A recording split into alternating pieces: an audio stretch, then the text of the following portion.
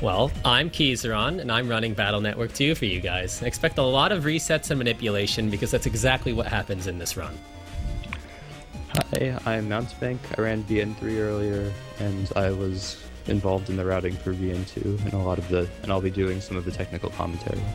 And he's my mortal enemy. Sorry, I didn't know. And I'm Taraj42. I helped with some of the routing for Battle Network 2. And I think we're ready, so keys are on. If you're good to go, I'll start the timer based off of the video, so start whenever. Alright, well, I'll just count down anyway, just for my sake. So, 3, 2, 1, go. So the basic premises behind the route in Battle Network 2 is, for the most part, the first 7 minutes we just rely on luck, and then after that you're gonna see me break the game.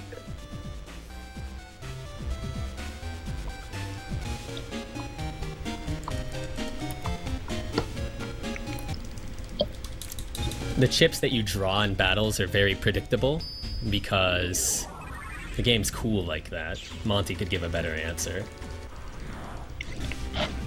I guess I'll get more into it once it starts coming up. But basically, when you stop reset the game resets the RNG to the same seed every time, and it advances it once per frame. But every frame, when it advances it doesn't change the whole layout of the folder. It only does a single swap of 2 chips in the fold. Well, sort of. It doesn't. It's so okay. There's basically. That's correct. Yeah, it swaps a single pair of chips, but there's actually two sets of chip shuffles that it has. There's like 2 possible permutations, 2 possible deck folder orderings. And so like on even frames you'll get one ordering, and on odd frames you'll get a different ordering. And so like a lot of the routing for this game to make it consistent involves setting up the ordering so that they both share a large number of chips. And when that happens, we put the chips we want inside those slots, and hopefully we will draw them if we time it well. There might be a few times in the run where we actually need to get that 50% chance of getting the odd or even, but...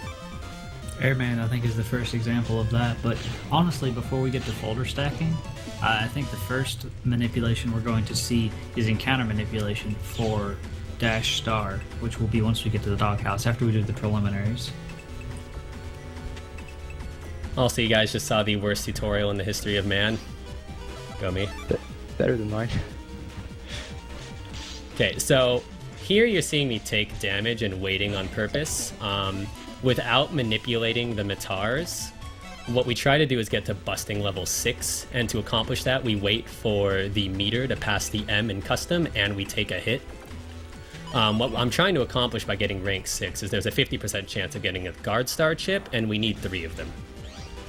Yeah, Guard Star, you get 50% chance at level 6, 25% chance at 5 or 7, and you can't get it at any other levels. Now we do have some manipulation for this, for marathon safety, and right now it's looking like we're going to need it because I'm really good at coin flips. Yeah. Another thing is I use a little bit of a semi-new route in the sense of I need 1500 Zenny from this, though I guess 800 will work fine because we got some extra money. But we might be resetting in that GMD again soon. Oh, first try, nice. Also, this is the worst encounter you can get in this area. Stationary cannon. You can't run from encounters this early until you get an HP memory. Yes, run rates for each area is a specific amount of health, and in Battle Network 1 and 2, your run rate is based off of your level, because these games still use the power-up system, and so your level is a combination of how many power-ups you've used as well as how many HP memories you've collected. So, the Buster strategy in Battle Network 2 is a lot different than the later games, because first, you don't start with a charge shot, and second, your Buster speed, if you stand in place and mash B, it's actually slower than if you go take a step, shoot, take another step, shoot, because taking a step refreshes your buffer cooldown, your Buster cooldown. Step buffering like that cancels out your shot animation, so it allows you to fire shots in quicker succession. This is only true if the enemy is 2 or more spaces away. If you're standing point blank, feel free to mash.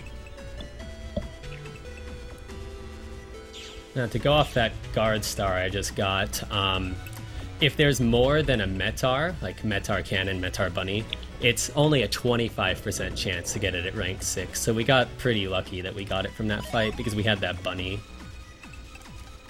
Yeah. When there's multiple enemies in a fight, then the game first randomly picks one of the enemies to choose which encounter table or which ship table to give you a drop from, and then after that it takes your level into account and does another random chance there.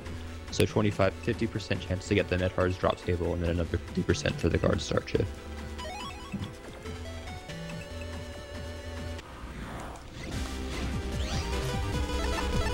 These encounters do not like me right now. Yep. So story-wise, what's going on right now is Lan and his friends are basically there's this whole official thing going on, and anyone's allowed to now take license exams to work your way up to being an official net battler. And the first license that you're able to take is the Z license. So Lan, Male, Gutsman, and I think also Yai, maybe not, are participating in the test. And the first objective is to collect 2 pieces of data, Hope data, and what's the other data? Hero Data. Oops. And so Keizaron's actually already collected both of those, and now all we have to do is turn it in. But not before taking a detour to pick up an HP memory, thanks to that mystery data earlier. This HP memory lets Keizaron run from the early encounters. Yep. It also saves backtracking later, so... But you go there later anyway. I'm gonna have to backtrack anyway It's on because the we've way. only gotten 1 guard star. Typical luck. Unless this wants to be nice and give me one. Oh, look at that! Yeah, the encounter RNG is a lot more difficult to manipulate than the draws, because you can't control which frame you get the encounter on as much. Well, you can if you like, but it's a lot more frame perfect. You don't have, because the way the folder works, it only does a single swap whenever it updates the folder. So most of the draws don't change by much. Okay, so there's the first big problem right there. We're gonna run away from this because I meant to pick up that mini bomb, but I did a really bad job of not selecting the chip. So you know, this is all part of the RNG manipulation we talked about. basically, everything in this run has been entirely calculated. That's how good we are at routing. This is all planned from the start. Yep. Now, getting 2 guard stars instead of 3 is okay. We're gonna go back and get one, but because we only need to put 2 in for now. But A guard star is important because it is used in a PA you can get very early in the game. Mm-hmm. Plus the star code's nice. okay, so this is gonna be the encounter manipulation that was mentioned before. I'm gonna jack into the doghouse here. I'm gonna do a quick folder edit, and then I'm going to manipulate for 2 encounters. There's multiple that you can get, but I shoot for 2 specifically. It works out nice because they're next to each other and it's really fast. But there's an audio cue, so we're going to give Keizaron serious time.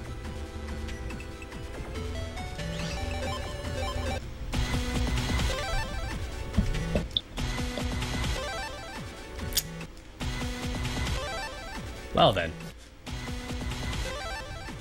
There it is. So I know I get it when I get an encounter on that first half of the square.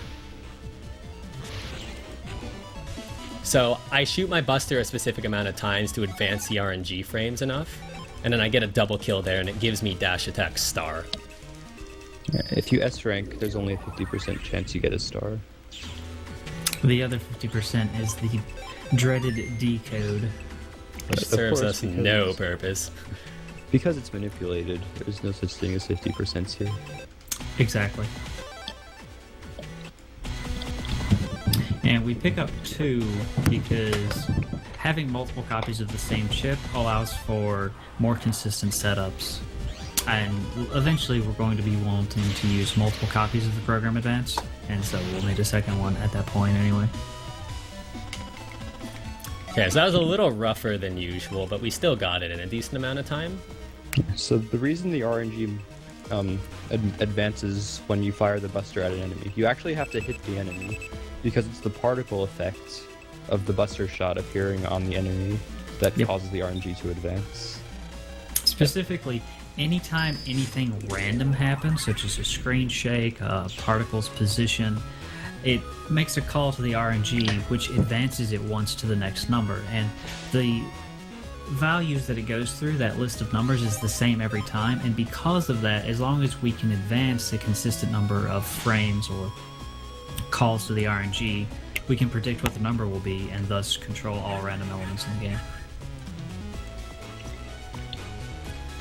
Okay, so coming up in a sec, when I get to the next area and we skip a couple of cutscenes and do something in the real world, you're going to see a giant folder edit, and that's what's going to make a lot of the manipulations that we do possible, is by shifting the position of specific chips. Yeah. What we can control is how the chips are shuffled. So we know the order of the chips. It's just a matter, and so we know which chips are going to appear in this opening draw. Or rather, we know which chip indices. So what we do is we put the chips we want inside those indices, and we will draw them. Yep. That goes back to being able to advance a somewhat consistent number of frames to get the same number of RNG calls to predict which slots we're going to get, and so we can edit our folder ahead of time. Basically stacking the deck.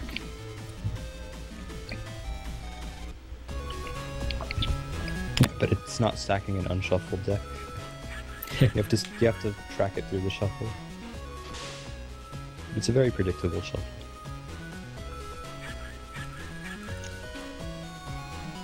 I'm predicting Elec. I have a feeling too, you know? Okay, so I need serious time for a sec.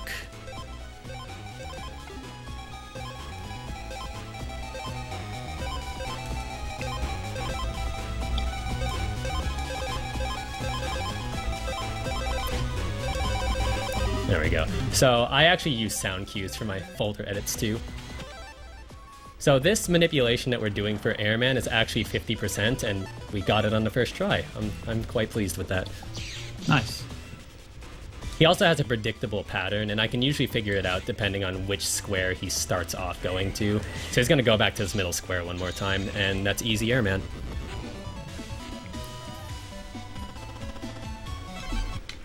Nice. Perfect. Yep.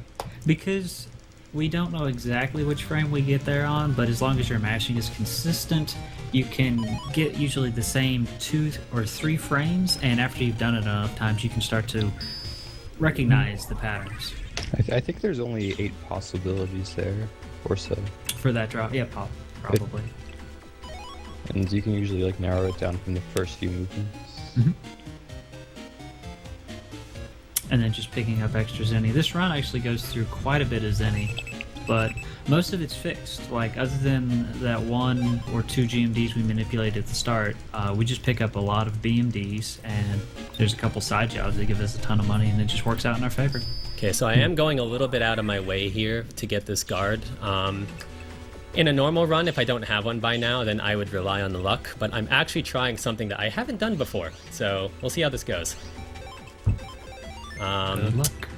I don't know how well it's actually... I don't know how well it's actually going to go because I already edited my folder. If I fail once, then we'll just do it the classic way. I do have somewhat of a manip, but not quite good enough.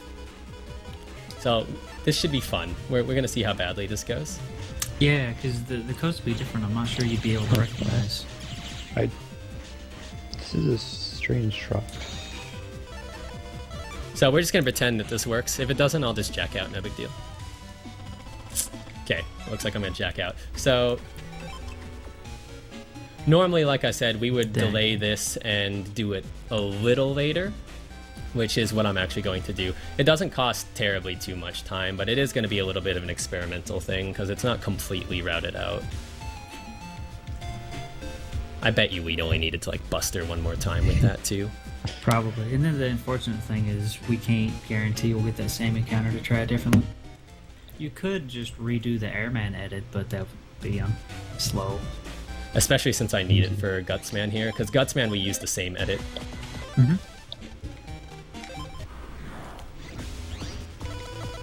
Hey, I got it first try again. Nice. And now, is that an audio cue or just... That one's just mash. Gotta go fast.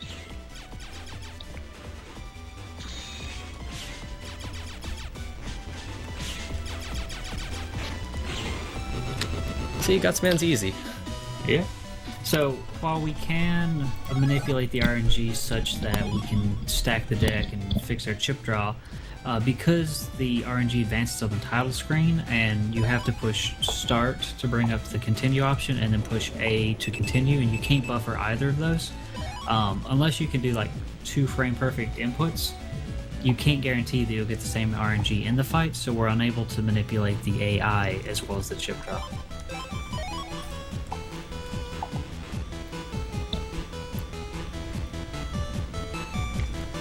Cool. But, so, it happened very quickly, but on the previous day, there was a, I guess, repairman that came in to Yai's house to fix the air filtration system, and what he actually did was install a gas program. Then, while Yai was taking a bath, released noxious gas, sleeping gas, into the room and held her at ransom, and charged her parents several $100,000 zenny to help fund the evil organization in this game, which is Gospel. And so Lan, Dex, and Mail showed up to stop the plan and save their friend. And then after that, on today, Lan has the Z license, and the next test that he can take is the B license. So having nothing else to do, he opts to go virus busting. So there's a few gauntlets like this that are throughout the run, and these gauntlets are manipped. You'll see me randomly take damage or shoot my Buster a certain amount to advance the frame now and again. Yeah, it's the same principle as before. Except that because there's no the time in the overworld is very controlled, you can actually, once you see your draw from the first fight, you know exactly how much the RNG will advance after every fight. Yeah, it's like shoutouts to Montebank because he's the one that first routed out RNG manipulation for Gauntlet fights, and it's all because while on the overworld RNG does change every frame, once you get into a battle, RNG only advances when specific events happen, such as, again, the Buster Shot particle. And even though you don't know what frame or what RNG value you start the fight on, after you complete the first fight or see your chip draw, by the time you get to the second fight, you can pretty much guarantee specifically what your RNG is, so you can narrow down the slots of each consecutive fights to a much greater degree. And the first Gauntlet is a little bit trickier to manipulate, though, because we don't have that many good chips yet. Yeah, typically the first Gauntlet, you're good for the first 3 fights. And then the 4th and 5th is pretty hit or miss. Like, we got the miss there, but it still went by a lot faster than without manipulation. I mean, really, as long as you draw any chips on those fights. Yeah, like, as long as you don't die, then you're fine there. Yep. And, like, having guard on Reg is pretty effective. So you'll notice that Keizaron is not getting any encounters at all. And this is because Sneak Run is actually really, really good in Battle Network 2. It's actually so worth its salt. Yeah, it's so good we go through, I believe, about 51 sneak runs throughout the entire run. Yeah, so in the later games, you actually need more HP to use this to be able to use a Sneak Run and have it take effect than to just normally run away from encounters. But in Battle Network 2, it's reversed. You actually need less HP memories in a smaller level to use the Sneak Run. So the result is that you just get enough HP memories and you dodge all of the encounters. Now, to anybody wondering, yes, those steps were very Nice. specific. It was so I could get them all in one dash. Sometimes I get it, sometimes I don't. Yeah, it's very tight timing, but because you can buffer your movements, and again, shout out to Monty, were you the one that came up with this? You came up with that particular one. I just came up with the idea of using the movements. Well, that's what I meant specifically, is that using movement to time your input, you can fairly consistently get a triple kill there. We did reset early on to get the legendary slot 2 dash attack, and then from there, get the triple kill. I guess you're going for the third guard here? Yep, this is not exactly, This is not manipulation. Yeah, this is getting actual just faster hoping and numbers. praying. If you don't get it here, I'd recommend going home and just well, actually... Nah, it's fine, because I got it. Oh, okay. nice RNG move. Yeah, exactly. Remember earlier, we said this entire one was pre-calculated? Alright, that was just a ploy. Yeah, we just wanted you guys to feel like that there's some human element to this, but really, I totally 100% planned it out. Exactly. Of course, of course.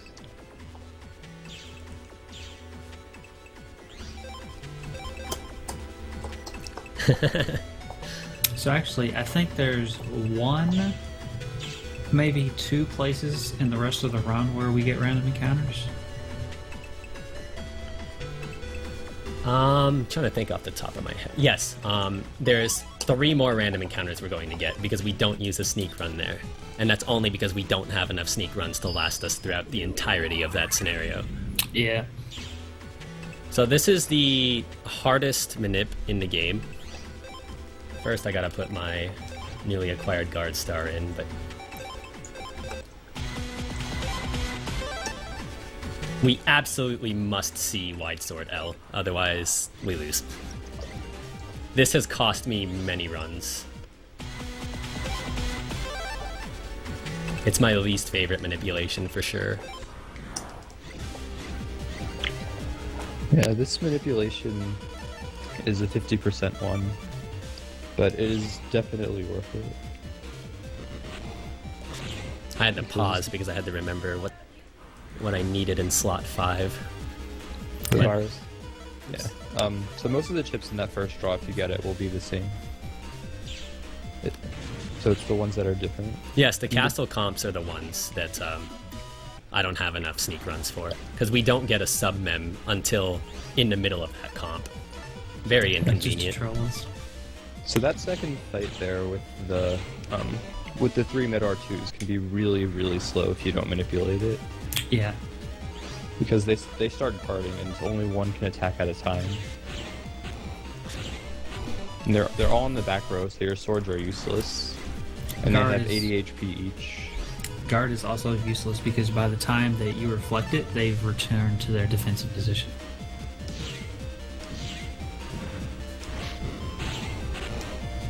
Okay, that last fight went very nicely. Oh, 2 dash attacks, nice.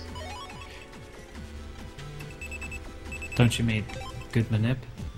Yeah, exactly. Of course. It was completely planned.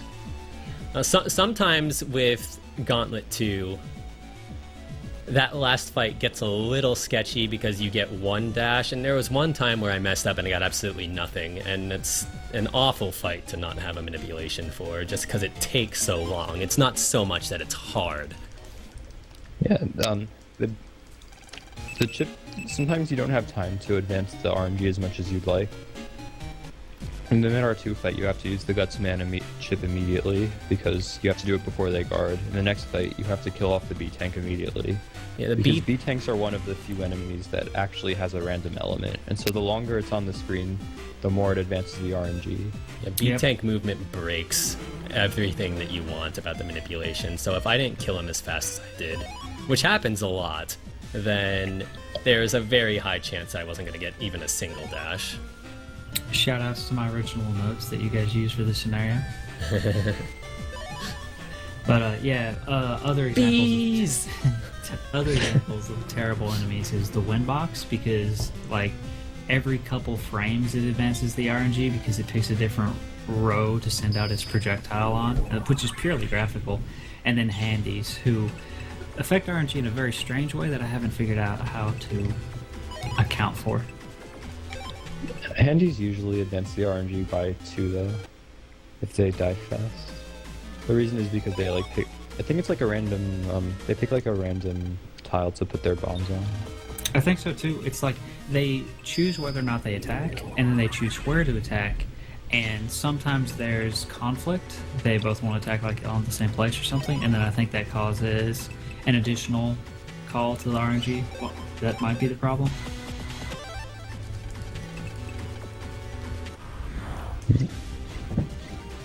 So the spiky enemies in Battle Network 2 Are predictable. It's great. They move in random. Their movement is actually random until they decide to attack. And when they attack, they're not random, and they just pick a square in your row. And they always move the same number of times before they attack. So that makes this fight really quick. Yeah, even better. Alright, even better is so whenever they choose to attack, they move to the closest available space. So if there's only one remaining and you have a sword, just stand in the front row. He'll come to you. Well, I don't know if Wins made the joke during the Battle Network 3 run, but if he did, these characters are hanging out with Light Switch, and it's displeasing me. There's a light switch in Battle Network 3 that Wind Sunrise absolutely cannot activate. It's got a very small hitbox.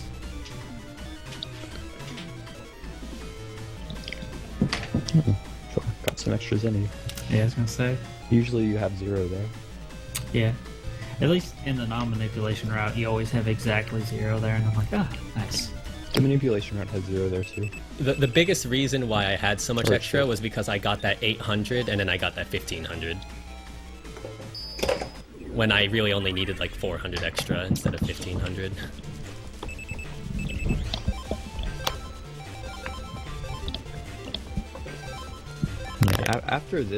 After getting the sneak runs here, you can usually just get enough extra zenny from Blue Mystery Data. They give quite a lot in this game. Yeah, the Zenny route for this particular run is very calculated, and it accounts for basically everything. I think I just heard Calcifer Cat meow. No, we don't pick up any green mystery datas at all, because the blue mystery datas just give us so much. Yep. And the level you have to be to run in these comps is, I think, 4? At any rate, you need exactly 180 health to do it. And there are 4 comps, we have 4 sneak runs. Everything just works out very perfect in this route, and it's quite nice. Well then, I got an encounter. Because you didn't sneak run. I was taking off my shirt. Caleb That's strats. a pretty bad encounter. No, it's fine, I got it. Good draw though, good draw. Yeah, see? Manipulation. Interesting. I was gonna say, you can, if you're able to sneak run in an area, you can guaranteed escape on your second attempt. But because of that draw, may as well fight it. It's a really good draw given that the folder doesn't have good folder flow unlike the other games, because Yeah, we they're- control which chips we draw, so in the slots that don't appear, you can basically put whatever chips you want there. So it's just faster to not change them from the initial chips in the folder. So we're gonna have some nice chips like shotguns, Recov 10s. Recov 10A. Yeah, Recov 10 is in the final folder, which It's makes really good. which makes a little sense because this isn't BN4 Kappa. Well,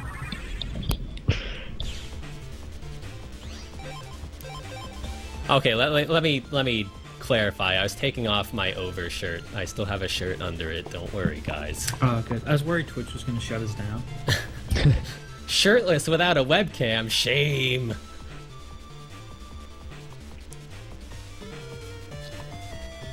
I will say one nice thing about running Battle Network 2 because of the sneak runs is you get to really enjoy the music and all the comps and not get interrupted every 5 seconds.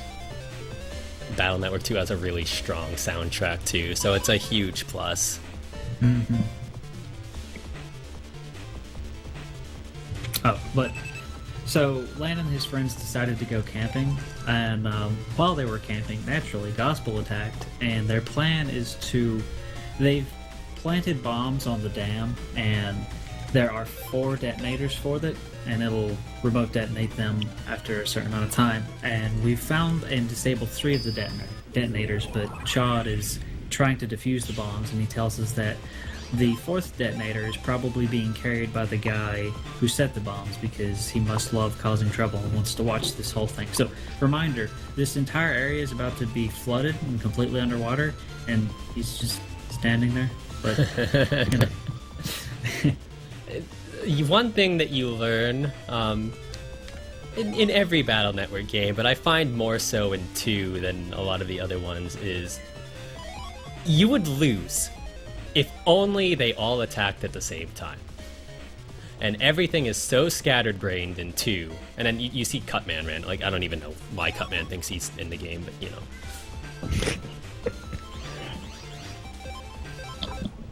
Yeah, but coming up next is Quickman, and now that we've gotten the chips that we wanted, Keizaron's going, I guess, no fault credit needed, save and reset in a very specific place so that when he walks into this encounter, he's going to get a familiar program advance. The folder edit was earlier. Cool. Okay. I actually did not practice what I just did, so that was just marathon swag strats that worked. Normally you wait until he attacks you, that way you have the vulnerability for sure, but I just kind of pressed A. Alright then. We did it. I was going to say, you didn't step forward, you gotta save the frames. I think you can move exactly 14 times. Maybe 30. So if you count. And then you can get it, then you can get him like as soon as he starts to attack you. I see. You gotta save them frames. Usually the safe strat for that is to just wait until he hits you, because he still has a moment of vulnerability when that happens. If you time what I just did wrong, then you hit his projectile and he blocks it, and it's embarrassing. Or you're too early and you just straight up miss. So Quickman's gimmick is that you can't actually damage him until he attacks Or moves. or moves. He just stands still and blocks everything, which makes him really annoying to fight if you run out of chips in your folder. Yeah, I actually bought a used card of Battle Network 2, and the save file was next to Quickman. I was not surprised. So, what's going on now is that, now that they've saved the day, they're back at home relaxing, and this is summer vacation, and Lance's got a research project that he has to do, but, you know, he wants to do homework. And then they find this balloon, and it's actually from Yumland. It had some text data on it that Mega Man translated, and it says, "Hey, would you be my pen pal?" So Lance's like, "I got it. I'll do my research paper on Yumland." Mega Man's like, "That's a great idea," but secretly, Lan only wants to do it so he can make friends with this pen pal, get invited to Yumland, and then eat all of their really good food. Is that really the story? That is really the story. Holy crap! Yep. I didn't know. This is your world record holder, folks. I didn't know that. But anyway, in order to get to Yumland, you actually have to have the A license, and we don't have that yet. But when we go try to take the test, they say, "Oh, you're not qualified. You need to go help people so that you're qualified to take this test. We can't test you until you're ready to be tested." You know?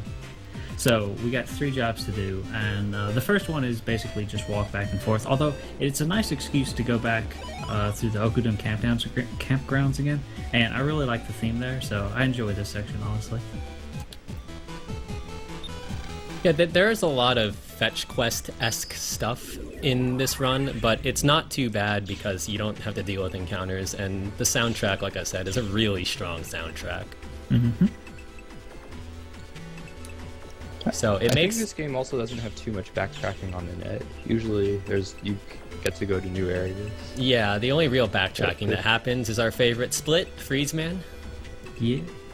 Which I was actually thinking during the Freezeman scenario, since it's much the same, will probably be a good opportunity to bring back the Quiz King. So if you enjoyed trivia and think you know a lot about Battle Network, stick around for that.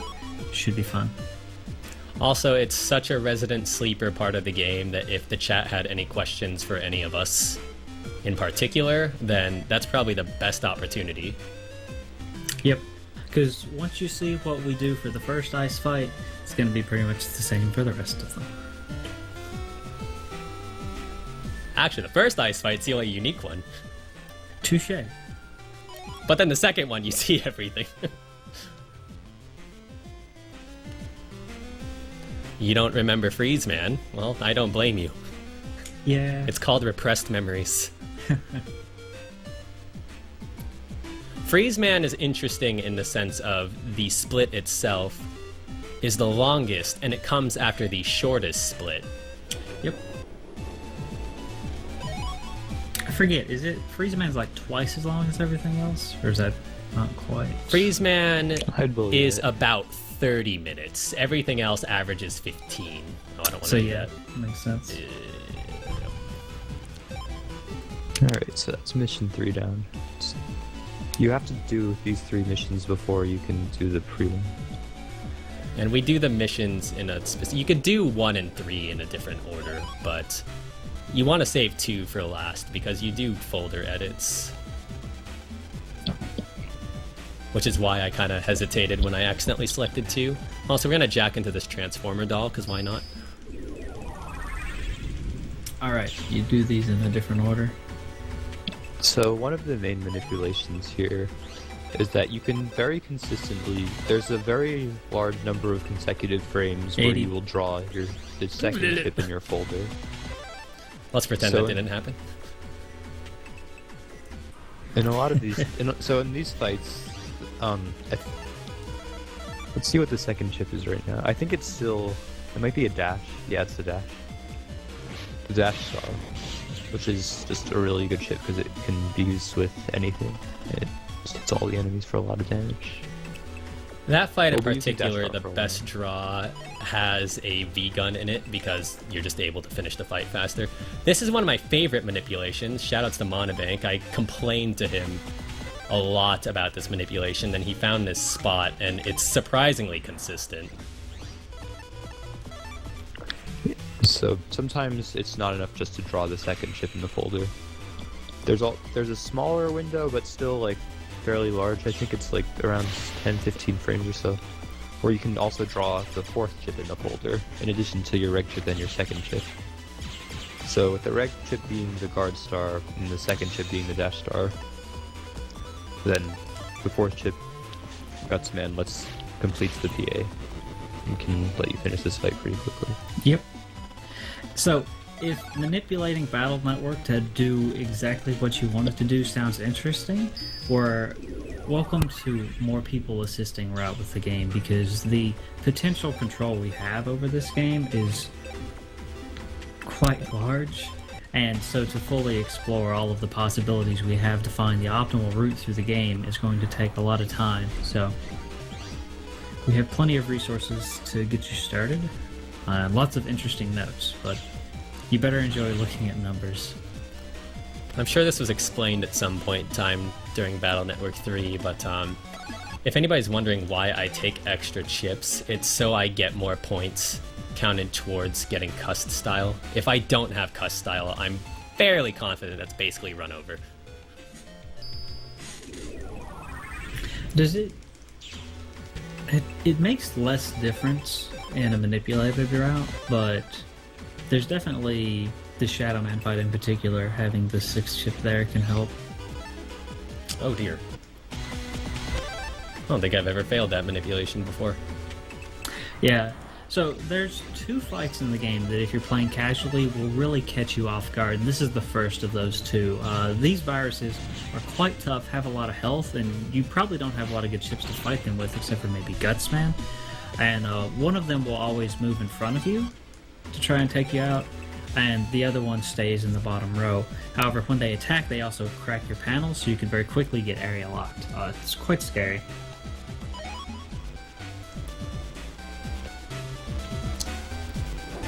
So I think the only time I've ever failed that manip for that fight was the first time I learned the route. So that's almost a first. Just a slight time loss, but it's not going to really affect us. It hurt my pride a little bit, that's really about it. Also, we use this shady guy in the corner to buy sneak runs quite a lot in the run. I think about 3 or 4 times. He's convenient. Gets good business from us. Sure does.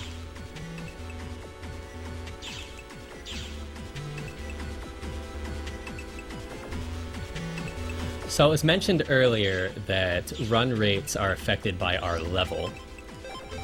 Now, to boost our level, we boost it with either HP memories or power-ups. We have so much spare money right now, plus we absolutely need to get the power-up to make Sneak Run work in the next area that I'm buying this power-up here. And my power-up spread is a little different than Montebank's. Monty goes straight for attacks. I actually put some in attack and some in charge on the small chance that I get Aqua Cust.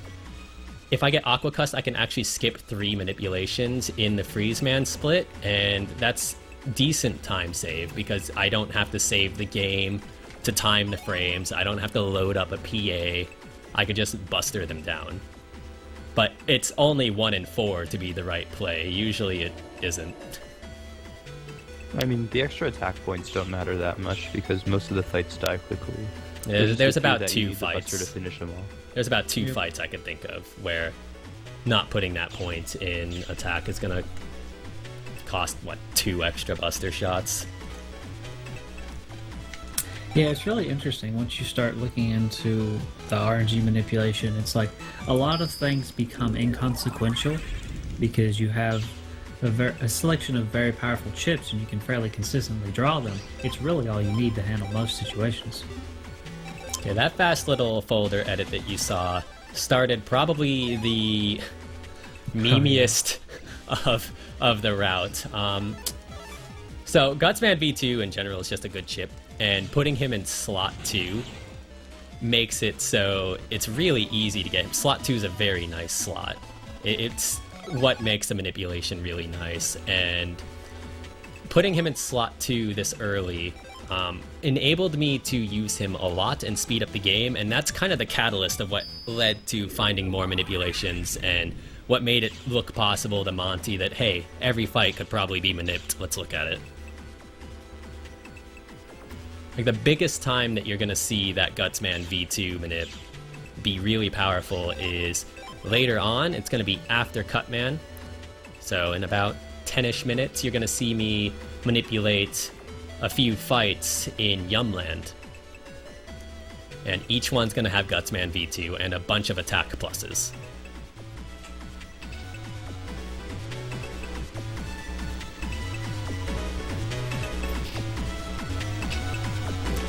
But it's slot 2, slot 6, I think, and then I forget, there's a couple of other slots, but slot 17 was one that was used a lot. Yeah, slot 17 is not as consistent as slot 4, but you don't have to wait as long when you reset to hit those frames. Slot 6 will come into play later on because slot 6 will appear as the 6th chip in the draw. And you can't get the 6th chip in your opening draw until after you get custom style, so that gives you an extra 2 chips. Now that chip that we just got as a reward is the most powerful chip in the game, and it's so powerful that we're not actually ever going to add it to our folder. It's just too powerful. It'd be unfair. It'd be a new category.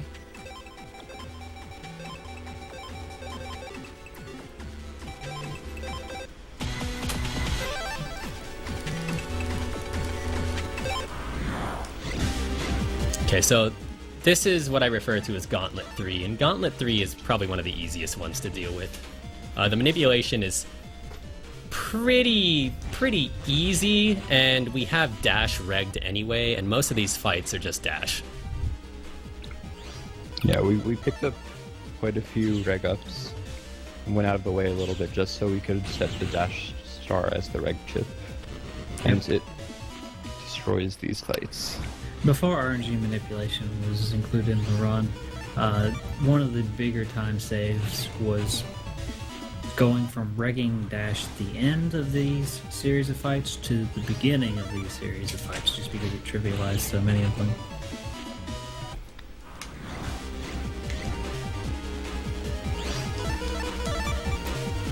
Now in this last fight, every now and again I won't get the plus 10, but I'll have a second dash, so it's either dash plus 10 or just double dash, and double dash looks kind of silly, to be honest.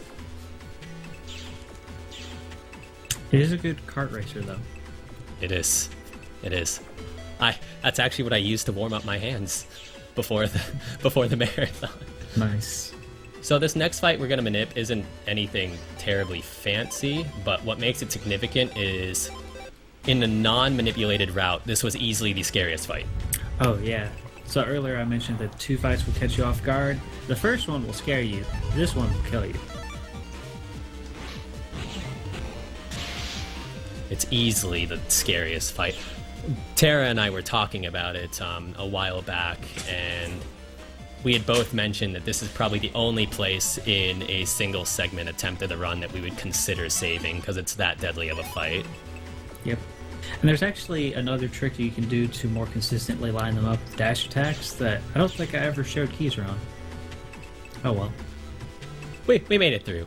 Also, I just noticed that Doysum said something along the lines of, I've never gotten 4 stars casually, but I got world record before that. I think that's what he just said. I saw the pop-up. I think it's interesting in general that, like, I know there's this group of you that are predominantly Pokemon speedrunners, and I guess 1 or 2 of you had played Battle Network casually in the past, and someone said it would be a good idea to do a blind race of one of the games, and then that just sort of spiraled into where you guys are now, where you came as speedrunners and into the Battle Network community instead of, like, most of us started out as casual players and then got into the speedrunning community. So taking the alternate routes it's been interesting seeing how you guys approach the game. It's been really nice though, because it's nice to see a game progress. And it made a lot of progress, and there's a lot of neat idea collaborations.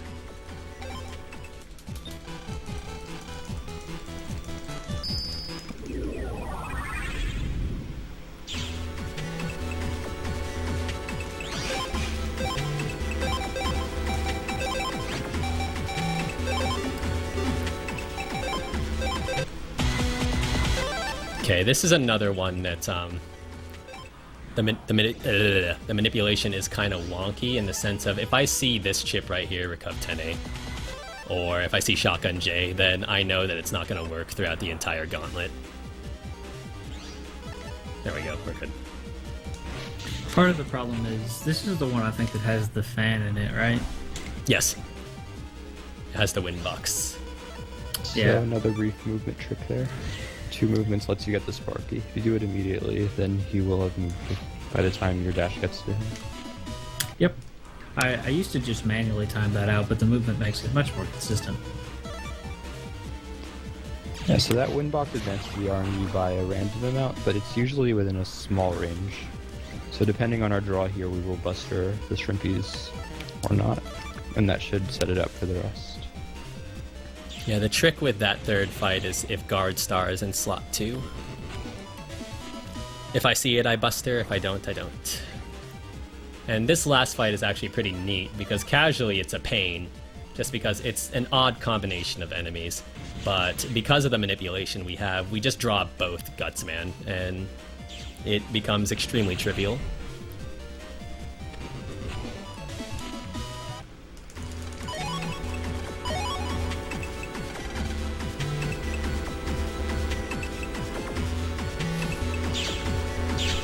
Now, I had made mention of this earlier, but this is one of the bosses that feels completely out of place. I don't quite understand why Cutman is here, but we're on our way to fight him.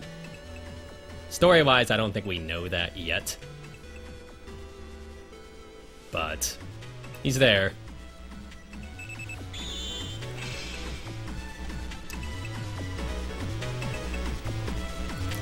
Something else that I don't... The cutscene only shows us Shadowman. Yeah. Something else that I don't think was mentioned yet was, give me a sec to just do this edit. Yeah, something else that I don't think we mentioned yet was, if you notice I've been picking up bug frags, we actually need 8 bug frags to get probably the most important chip in the game next to Gateman, and it's attack plus 30. Attack plus 30 makes it so we one-shot everything. Besides Gospel. Gospel's a 2-shot, because he's the final boss. I guess he deserves some leeway. Yeah, the bug frag mechanics in this game are definitely different from the later games. You can only get them from Blue Mystery data, and there's a fixed number of them in the game. 32. Yeah, 32. And there's one bug frag shop that sells exactly 32 bug frags worth of chips. And they're all usually hidden in some sort of place. If you've noticed, most of them have been behind signs or under bridges.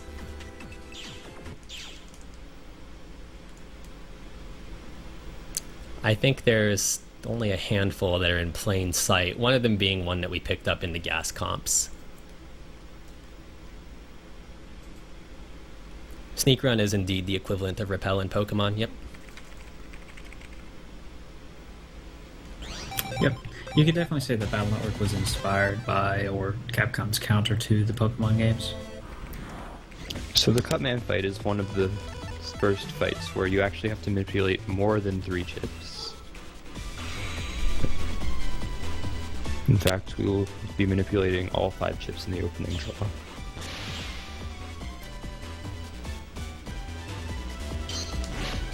So this requires a more precise timing, but we have enough duplicate chips in the folder that we can account for both the even frames and the odd frames. It would have been faster to take Mini Bomb. Why didn't I take Mini Bomb? Keizaron, who are you? I don't know who I am anymore.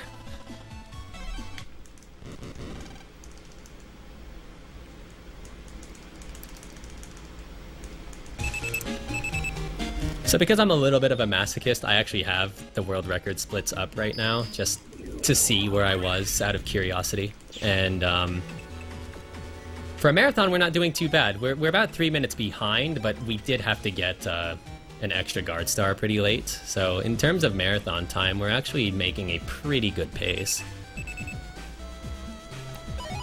Also, shout out to all the people that joined us from the Magus raid, I believe it was. Thank you. Also, bye Doisum. And Marco, we get 8 bug frags every run. How does that make you feel?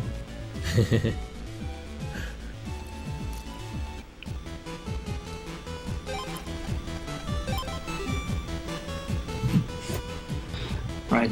But, so story-wise, remember Lan was trying to visit his pen pal in Yumland. When Mega Man got there, it turns out Shadowman had actually already exterminated all of the navis in Yum Square.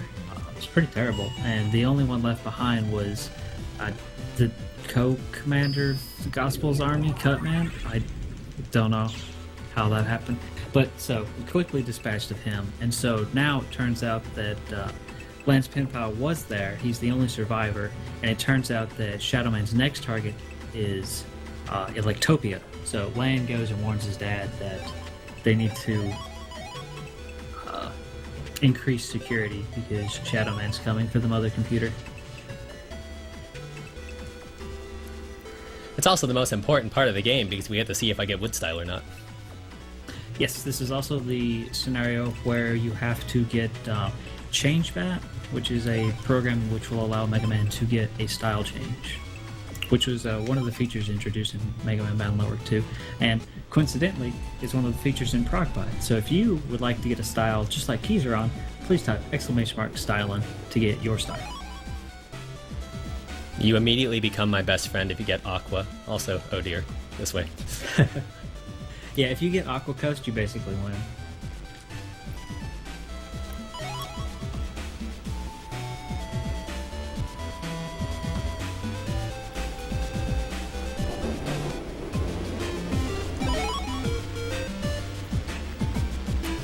So this old man I've made complaints about a lot in the past when it came to routing. He basically has feelings for an old lady that we're gonna run into in a sec. He talks forever to give you a love letter, but he's worth all the time because he gives you 10,000 zenny just for delivering a letter. Yeah, this is, I believe, the only optional job that we do, and it doesn't take much time and has a very large payoff, so... And the only way we could replace this is it the green mystery data? In the... yes, Natopia 2, I believe, 1 or 2. I don't remember which area. But yeah, it does drop, yeah, there's a really tiny chance for 10,000. I think on average it might be slightly better to do the green mystery data, but it can be extremely inconsistent. Yeah, it's like, I think I timed it, and if you get it within like one or two tries, it's faster. But if it takes like 4 or more, you're starting to lose time. So it's just, if you need to save maybe like 10 seconds, that's when you would start considering, all right, let's bring in GMD manipulation. It can be manipulated, but it's frame perfect. So good luck. Yep.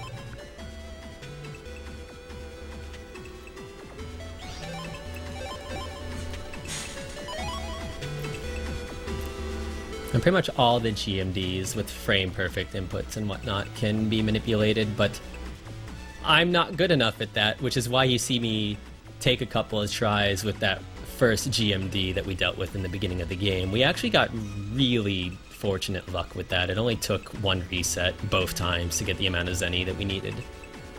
Yeah. Also, a nice Aquacust. Ooh, someone got Aquacust. Yeah, man. Keizaron approves. Oh, it looks like someone got a Light Bug as well. This would have been good for being 3. Heat bug, man. How do you get a world record with heat bug? Good question. Monty clearly cheats. Heat bug's amazing. So this is the bug frag dealer we were talking about. So attack plus 30 costs 8 bug frags, and we just conveniently have 8 bug frags. Shoutouts to Zeus Hammer, cost 16. Everyone should get it and use it immediately.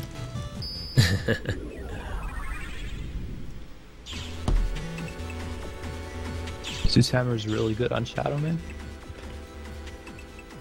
I've actually never gotten the opportunity to use Zeus Hammer yet. It's really good on everything. And in fact, so there's a glitch in this game known as gospel duplication, and you can use that to duplicate basically any battle chip or source of Zenny. So if you were to go to the bug frag dealer and buy Zeus Hammer and perform gospel duplication, you would be able to get a second Zeus Hammer. And in my 4-star run of this game, I duplicated Guardian and Zeus Hammer, so that was really fun. Guardian is easily the best ship that's not in this route. I love Guardian. Yep. And because in Battle Network 2 they didn't have the concept of mega chips yet, you could put 5 in your folder.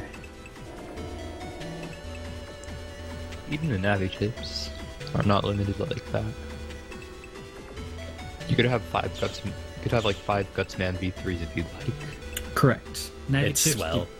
did not have to be unique, but you still could only have 5 total Navi chips.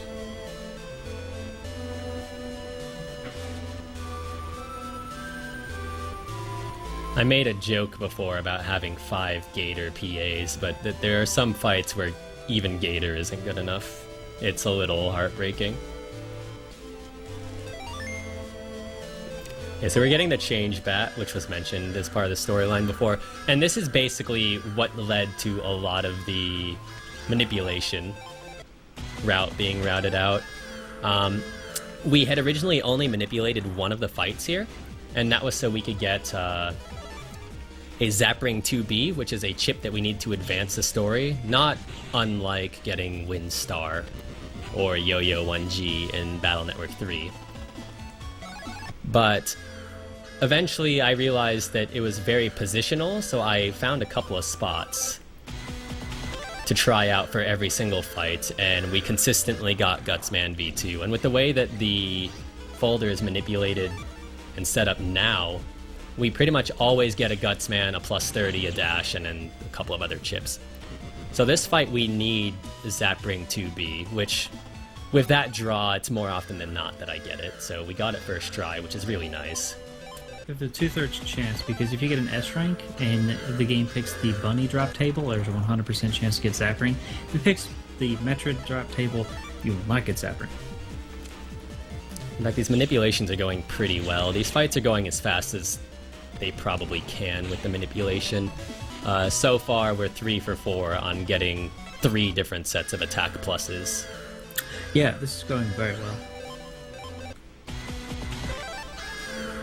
I believe Record had to redo the Zapring fight once. Now, you could also get Zapring from this fight, but it's obviously not as consistent because there's 3 different enemies instead of 2 tough bunnies. So 1 1/3 chance. There is a fixed encounter that contains 3 bunnies that you could access during the Freezeman scenario, but that would cost you about a minute of backtracking.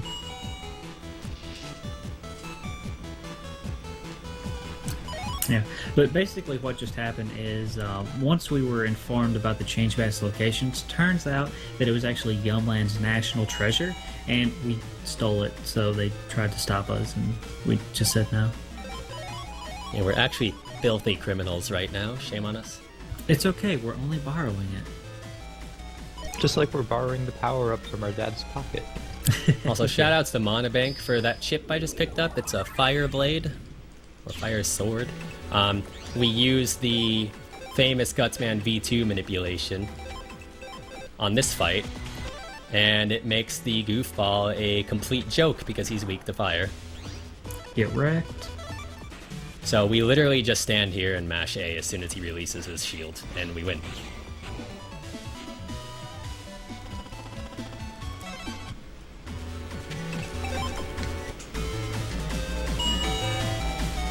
Also, the fun part about that is how just a random NPC that serves no purpose to the storyline gives that to you. So it shows that even you, being an insignificant speck, can make a difference. Didn't do waitress skip reset. I don't know why you do that, man. I thought it was funny. I'm not swag enough for that. So Terra, at that part, he'll actually clip through the waitress. I don't usually do it, but you'll see me clip through something else, or at least try to. I might as well. Cool. But now it turns out that Shadowman has in fact... Oh. There we go. Had infiltrated the mother computer, and so now we're having to actually fight through the mother computer to get to him. So we're going through our own security systems. And the security systems use wonderful words like cat and river. Yeah. Basically, the passwords are always the same, and the way that you figure it out is you talk to the various Mr. Progs, and they'll each give you part of a hint, and once you've talked to all of them, you can usually figure out what it's supposed to be. Sometimes you have to like write it down, and it doesn't really make sense, but the river's actually cool. What exactly is the question? It's... I lie... Something about... I can't remember it. Monty, do you know? I don't know. Oh my dear. I don't want to say it wrong, though, but wow. it was a pretty good hint. I cannot press start A. That corner was very strong. Oh, is that where you set up? Yep. Okay. Huh. Yeah, because this is a fixed encounter, you'll always get it on the same square. Fixed as in the location is fixed. It will be random, though. So we can guarantee what chips we get, but we can't guarantee what encounter we get. But Dash plus 30 will take care of most anything. Alright, what'd you get? Who called heat? Because I don't think anybody did besides a couple of people, and I know Kilios is now sad because heat is not his favorite style. At least you got custom. But yeah, the element's random. I'm a little sad you didn't do the skip. Have you practiced it?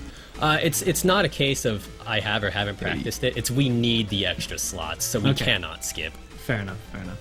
We won't say anything more about it because it's a trick that comes up later, but you can do interesting things in Battle Network 1 and 2. Yeah, of course you called heat, Glenn.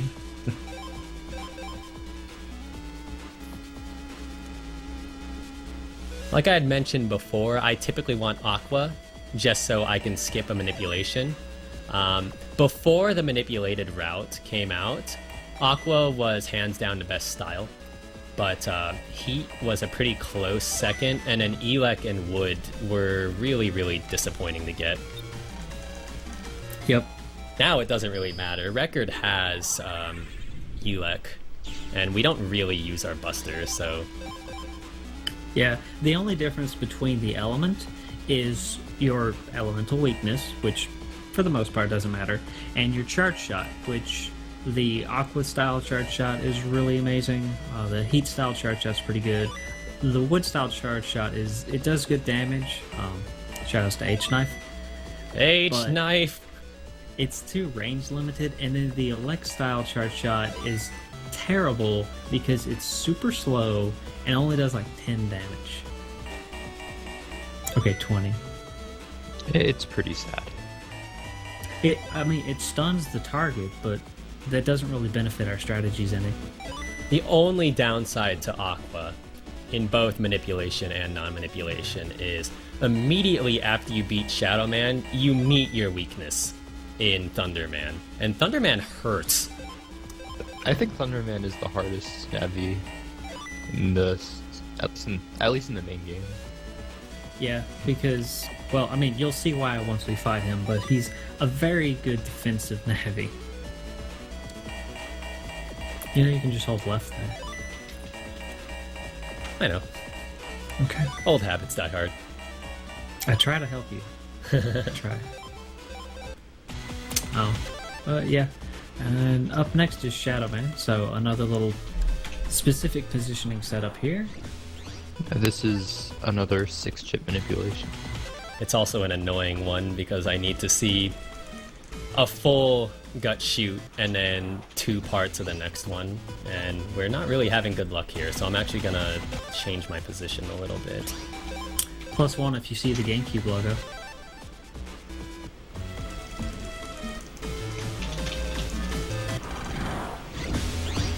There it is. I would not say Toadman's harder. I would say Toadman's annoying. Yeah, because he likes to jump between the two, but depending on your strategies, most of the time he'll like get right next to you and you can hit him with a wide sword or a life sword.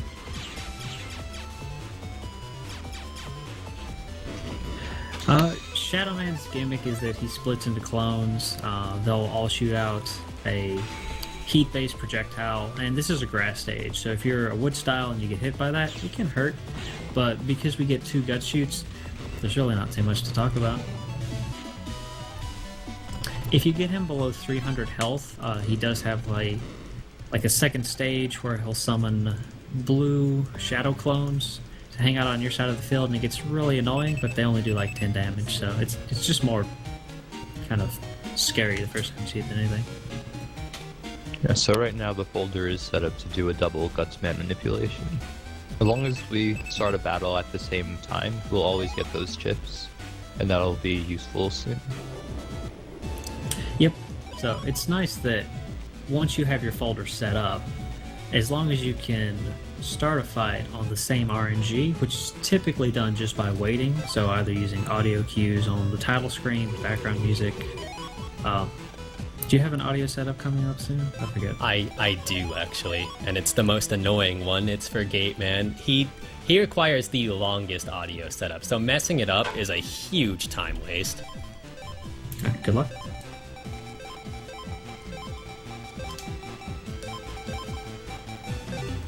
Yeah, it's set up so we can hit the same timing from Shadowman. Or, no, this is a different one. Wait, this is an earlier one because the Shadowman is just really long. Oh dear.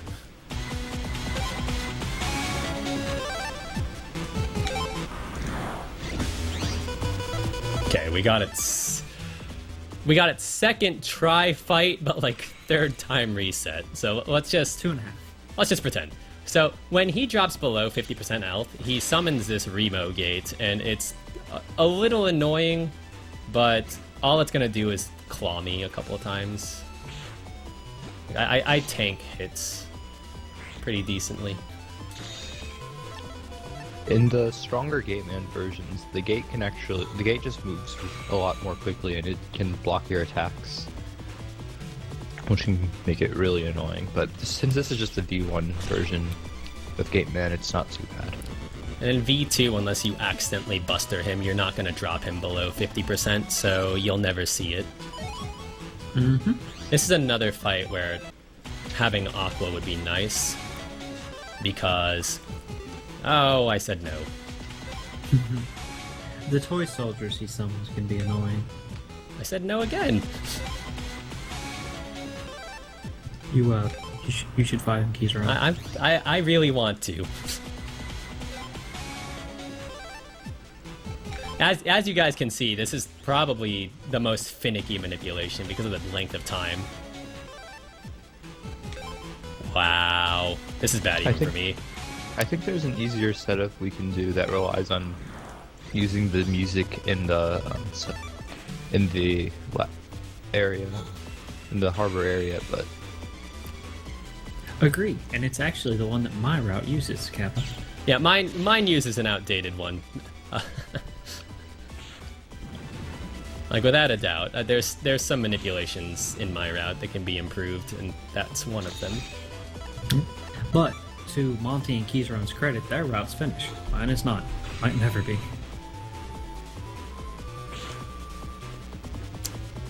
I forget what I was saying. I'm sure it wasn't anything important though. Okay, so all in all those failures probably cost us about a minute and a half. Now, shoutouts to Monobank for failing this once so I could never fail it.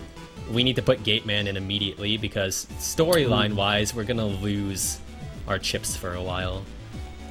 Yeah, so Lang get to fight Gospel. The official net battlers are calling in people from all around the world to meet up for an international net battlers conference, and Lang got invited because, you know, why not? 10-year-old, it's pretty good. Oh, did you already get the 10,000 something? I did. Cool, I forgot when we picked that up. So yeah, we made the old man wait a couple days, but he's still grateful that we delivered his love letter, so. We're also picking up an item that we're going to be using much later, but it is very important. Gate key, and you'll see those later on. But story-wise, Lang got invited to this International Net Battler Conference, and so we're flying over to Netopia by ourselves. Perfectly safe. Nothing's going to happen terrible on this trip. Yeah, Mom said it was okay, so, you know. Yeah. Mom said if Dad said, and Dad said if Mom said, so we're going. Also, we get roll 2 here. We don't put it in a folder. It's a nice notion, and we appreciate it.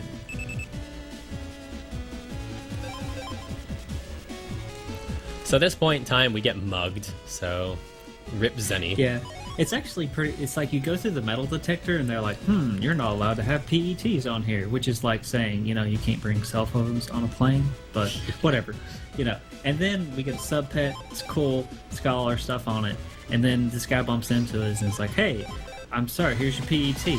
And we're like, hey, that's cool. All my money got stolen. And this is the guy that stole our stuff, so... He's the nicest mugger you'll ever find because you can challenge him to get your money back, and if you get deleted, he's like, well, at least you tried. And you can challenge him to another fight to get your money back, so you don't actually game over.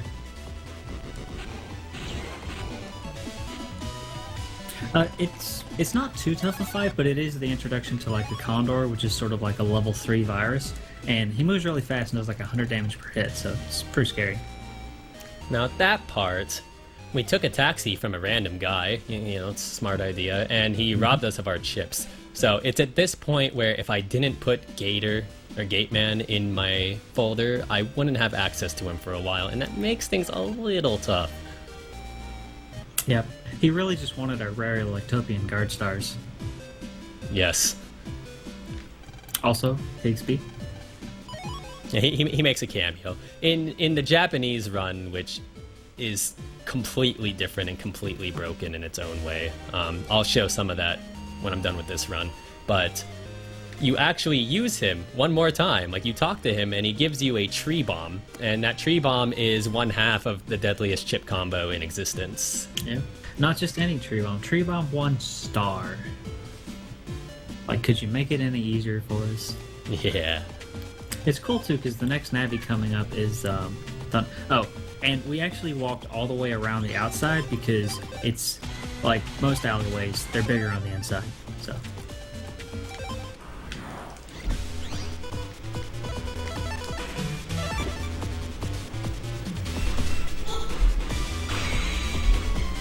And this is Thunderman. We're not Aqua style, so he's not as big of a threat, but he has 3 clouds that will move back and forth across the field, left and right.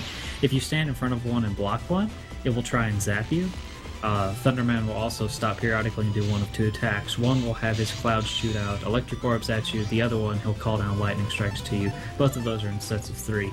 He does a lot of damage, and the electric orbs as well as the clouds don't give you invulnerability frames, so he can burst you down really quickly, especially as Aqua. You can die in almost one hit.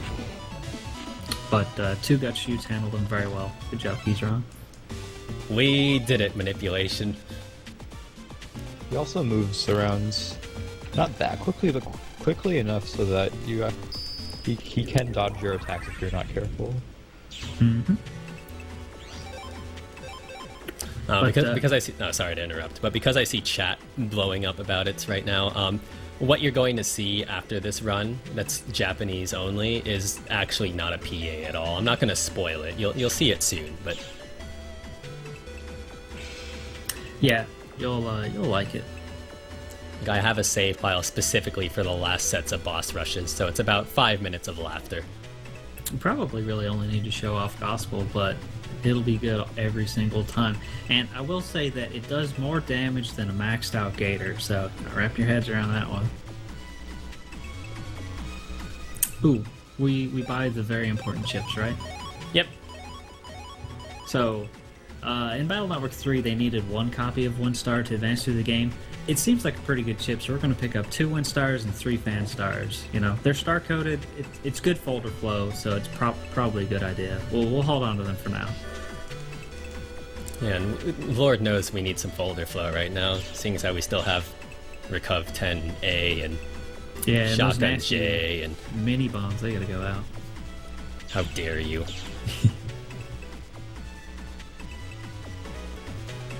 So this Navi mentioned something about seeing a mugging, yada yada. We gotta go shopping again. So I'm gonna edit my folder, and we were talking about folder flow. So let's make that better.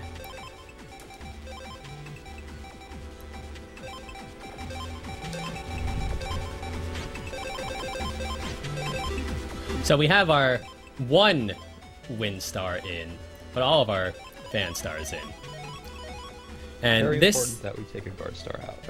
Yes, that little kid Jim gives us information, and he charges us a very rare guard star. Now, to kind of put how rare guard star is into perspective, if you have no guard stars at this point in the game, you could go to a little girl standing outside the castle, and she'll give you 30. That's how rare it is.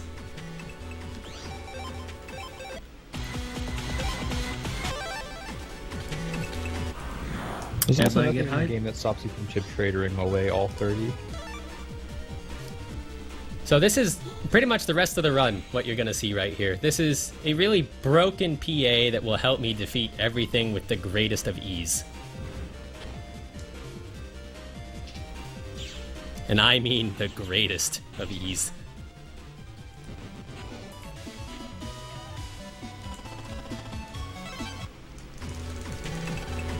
So the Gator PA is Wind, Fan, and Gator, or Gateman, excuse me. He shoots out 9 total projectiles, each doing 100 damage. So if you apply attack plus anything, the attack pluses are applied to each individual projectile. So an attack plus 10 changes it from 900 total damage to 990. And this is where having the attack plus 30 gets really important, because it puts us past the 1000 threshold that most bosses have. It's also worth noting that the Gateman projectiles do not have to be fired straight forward. They will hit the enemies no matter where they are on the screen, including behind you. They're usually good at aiming, but sometimes they can miss if you're playing on emulator, which can lead to hilarious situations. You can fix this by using BIOS. Keep that in mind. Oh, and this is Miss Millions. She actually purchased the chips that were stolen from you. I don't know why. I guess she really likes Recov 10As. But in exchange for satisfying her thirst for a satisfying net battle, she gives us their chips back, her passcode, as well as a thank you 10,000 zenny. So She's also easily one of the closest to breaking PG-13 in the game that you get. She has a very, I don't know, what's the word I'm looking for? Seductive tone to her words. Battle Network 2 was very edgy. Yeah, soon we're gonna get whiskey, boys. You want some of this? And Battle Network 2 is a little bit of everything. We're gonna do a rap battle soon. Yeah. Actually, this is an interesting scenario. It's like there's a secret passage into the back room, and then once you talk to everyone, you all fall through the floor because this castle comes complete with a dungeon, and they thought that putting the trapdoors around the meeting table would be funny. And now everyone's stuck in the dungeon, getting hit by arrow traps, crushing walls, rings of fire. It's fine. Don't worry, it's fine. Also, the encounters that we're getting here are intentional. This is what I was mentioning earlier in the run, where we don't have enough sneak runs. There are 5 comps. there are 5 comps, and we only have room for 4 sneak runs, and this just happens to be the shortest, I believe. So Yes. So we just choose this one because we only run into, on average, 3. If you're really lucky, you could get 2. If you're really unlucky, you could get 4. Yep. Oh, and I will say that these comps have an interesting mechanic. Inside them, there are 3 different types of NPCs that you can come across, and there is the zombie, or I guess the vampire is the one that you're first introduced to, and the vampire will chase you. So if there's a fork in the road, he will turn towards you. Unless, well, yeah, he'll turn towards you, and if you come into contact with the vampire, they will drain 100 health from you. They can't kill you, but they can take you down to 1 health. The second NPC that you're introduced to is the zombie. Zombies patrol along a fixed path, so as long as you know where they're going, you can easily dodge them. However, if they touch you, they bring you back to their grave, which is typically at the beginning of the area, so you have to do a lot of backtracking. The third NPC that you can come across is the bandit. Bandits move as fast as you do running, but they always take left turns. So if there's a fork in the road, you can hop off to the right and dodge them completely. If they hit you, they take half of your zenny and put it inside of a blue mystery data in their chest, typically at the end of the area. All right, so I didn't do waitress skip. Let's see if I could do Jen skip. Jennifer skip. Ah, we did it. Nice. You went through Jennifer. I went through Jennifer. That's what waitress skip is I just clip through. So, that just happened. Yep.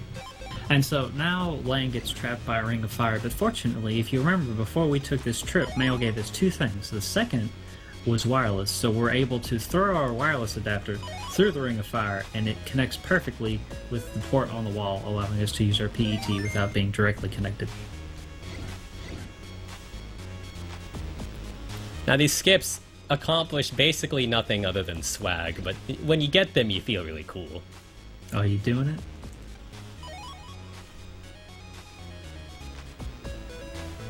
Oh, the other mechanic is you have to pick up cyber keys inside Blue Mystery Data to open doors to advance, but yeah.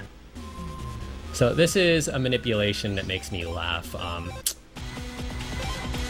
I refer to it as Raoul crotch manip. You see that Raoul is very Cajun and crispy right now.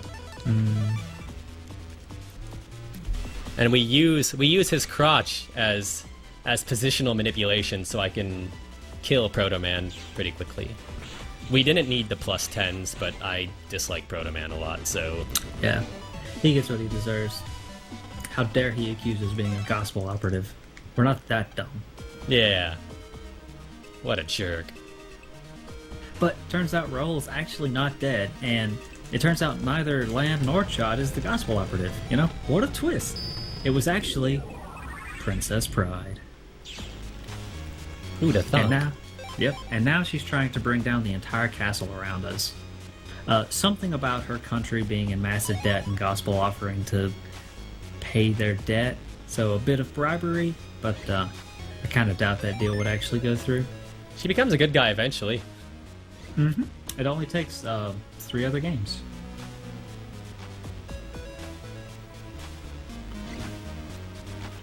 It was Mr. Match. Not quite, Deacon. Mr. Match is in this game. Yes, he's actually in every game but one. Which game that is, I'll leave to you to decide on trivia later tonight.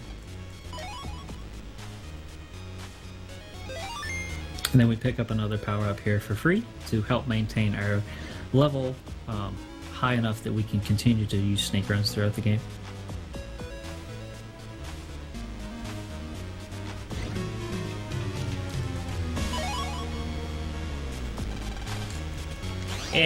Start button, why weren't you working?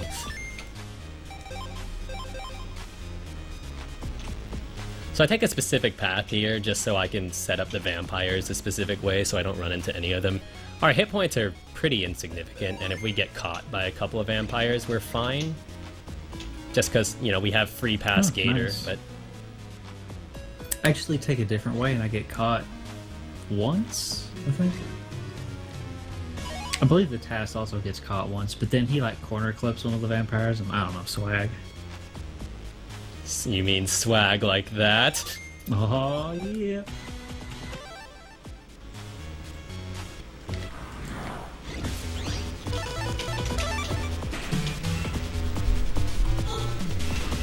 Nah, I'm only about 50-50 on that, but when it happens, I feel nice.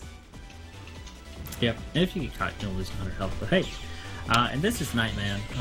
You may remember him from Battle Network 5. He's got Stone Body, which actually reduces damage to 0 in this case, but whenever he attacks, we hit him with Gator and he dies instantly, so yeah. He's got some further mechanics, such as launching his Wrecking Ball at you, causing the ceiling to crack, jumping forward and cracking all of your panels, but we don't really give him the chance. Oh, and this is an interesting thing that I actually didn't know about until I started routing the speedrunning. There's this NPC that only appears over here on the 3rd day, and you can actually buy 3 different souvenirs for him, 1 for each of your friends. But we only care about Yai, so we're going to buy a souvenir for her, because she's our favorite friend. She's our sugar mama. And then you have to talk to that guy. This is the shortest scenario in the game. Yes, yes it is. Yeah, this scenario takes what, like Less than 10 minutes? 9 minutes. Yeah, it's really fast. So it tries to compensate for the fact that Freezeman takes 30. It's an interesting scenario too. You need a lot of different characters, and there's like spiders and explosions, and whiskey and rapping. Yeah, so Chad, if you want to start getting crunk, we're gonna get crunk soon. Lots of cutscenes. Or custom sprite NPCs, surely not important, we'll not see again. Oh, and the Doctor, who, while being a generic NPC, does give us Silver Fist E, so shoutouts to that guy, Dr. Iron Fist. Silver Fist, you'll see once. And Tara was mentioning that we might reroute it to include it more than once, but for the current route, we only see it once, and it does a very good job when we see it that one time. Yep. It is a well-deserved appearance. Shoutouts to the Task, actually, for telling us to use that strategy.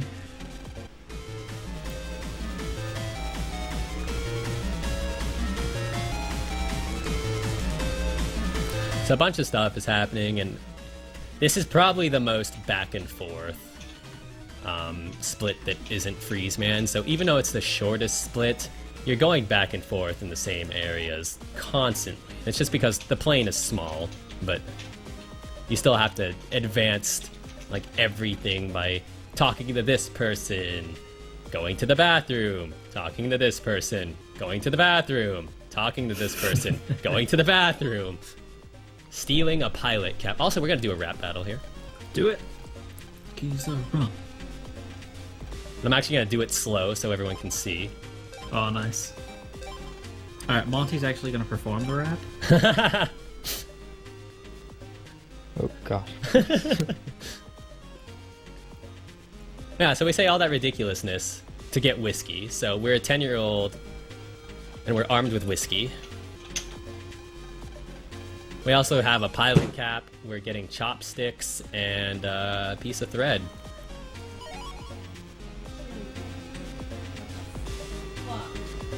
Also, don't mind Claire if you heard her.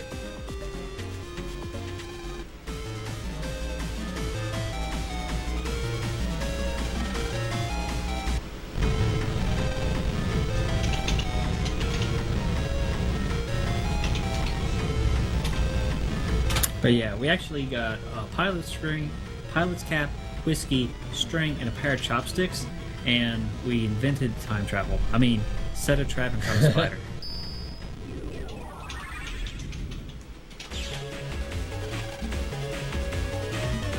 So, I've always found the music here to be a bit polarizing. Would you say that you enjoy it or don't? I could take it or leave it. Some days I really like it, other days it just bothers me. I'm the same way. So I delay the sneak run there. You don't see me delay sneak runs terribly often at the beginning of the game, but I delay the sneak run there just so I can get away with 4 instead of 5. Now, our money isn't tight enough to where having 5 is detrimental, but...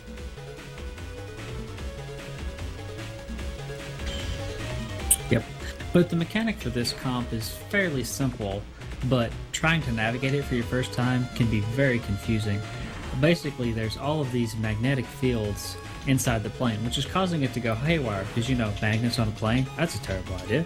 Anyway, to solve this, you basically have to find these terminals. There's a red terminal and a blue terminal, and each one will deactivate the same color magnetic fields in that area.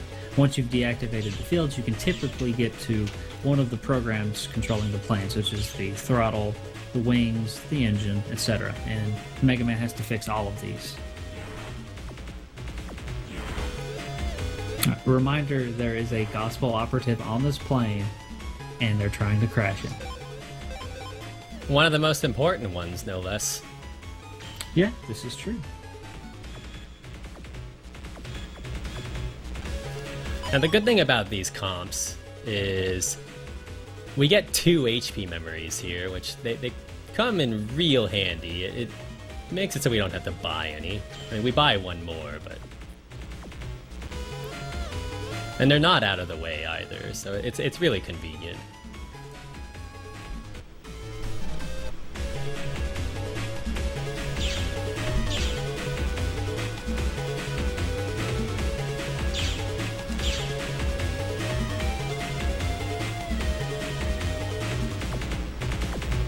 Oops.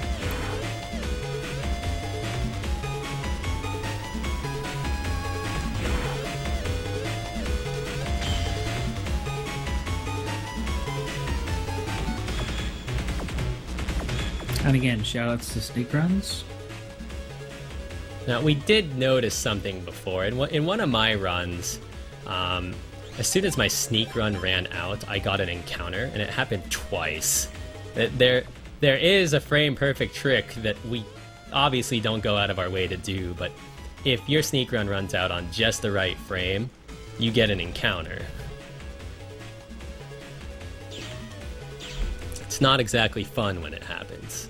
It's literally frame perfect, and the best part was he did it like through an area transition. Like, I don't know how you set that up, but to get it not once but twice in a row when we had only ever seen it one time before, and it was actually like a week earlier, it's very impressive. And it was literally twice in a row too. A sneak run ran out. Encounter. You sneak run. Sneak run ran out. Encounter. Monobank didn't believe me at first.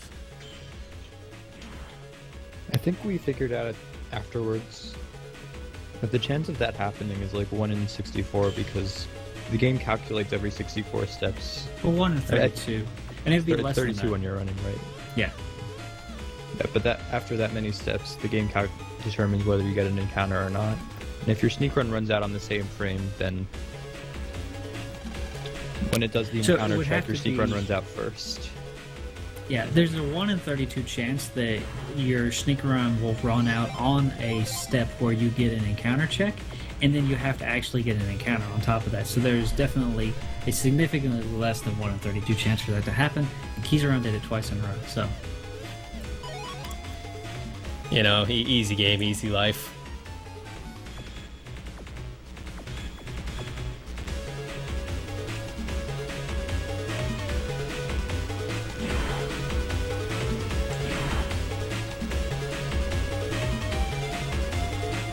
So this is the last console that we turn off, and then you're going to see Magnet Man, and the manipulation that you're going to see me do, it's nothing fancy on its own, but if you notice, a lot of times we like to use corners, because corners give us a good judge of distance. We don't have a usable corner, so we make a corner out of the prog. Prog champ saving the day.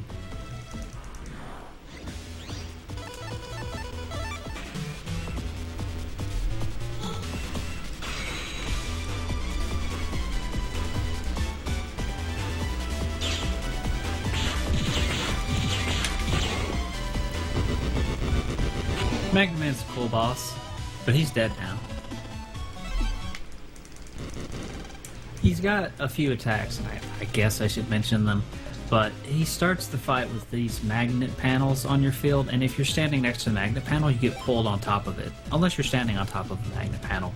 Periodically, he'll summon these magnet projectiles that start at the top and bottom row, move towards you in arc, similar to how a Rattan would move, and every now and then he'll send out this electric orb, which has an interesting glitch if you use Elect Ball on it. But he's not too tough a boss, especially easy if you use Gator. But now that we've returned from our trip, we're going to say hello to all of our friends who we've been missing, and in particular we're going to go say hello to Yai and give her the souvenir that we bought for her, and she will be very appreciative. Just to put it into perspective, we spent 1,000 zenny on this, and she's so happy that she gives us 10,000 zenny. Aww. There have been a few runs in the past where I forgot to get the brooch, and Same. it sucks. Now, another thing here, this is really important. Oh, yeah, The yeah. events of the day are over, so normally you go to the bed to advance the day. If we advance the day, the Freezeman scenario begins. I enter here before that so I could put the gate key in, because the gate key will save us a ton of time.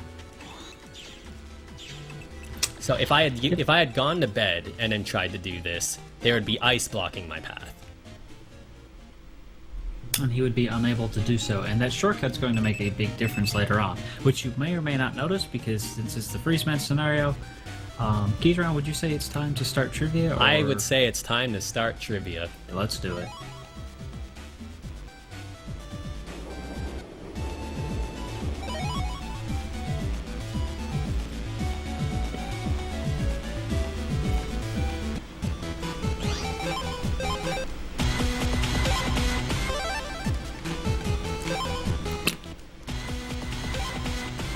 But while that's going on, we're going to pick up a second copy of Gateman, most likely Gateman V3, because we're going to be introducing Gateman to Gator.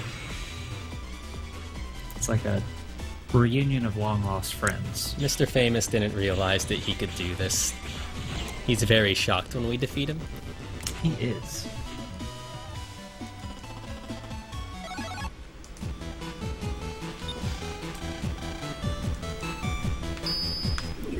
Chat's moving too fast. Everyone's like buying chips and style changing. Oops.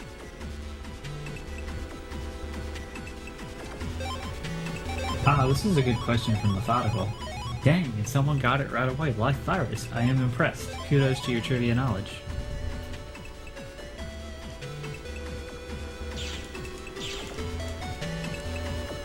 So, We also- upcoming fight is the fight where you see us not Gator. Yep, because we're fighting a particularly annoying virus. You've seen them in previous games so far, but it is indeed the Dominard. And the way that they work is that they move up and down, trying to get in front of you, and when they do, they stop and then teleport onto the same panel as you and attack. So what you have to do is stand still to bait them, and then step back and attack. Swords are pretty effective against them. While they're defending, so if they're not attacking, they have a stone bod similar to Nightman, but they can still take 1 damage while in this state. However, if you hit them with a breaking chip, such as Wrecker, or one of the fist chips, then you can do full damage even while they're in their defensive state. But Silver Fist, not only is it a breaking chip, but if you remember Battle Network 3's Var Sword, it has a similar input system. So Keizaron's going to do a really cool trick with it.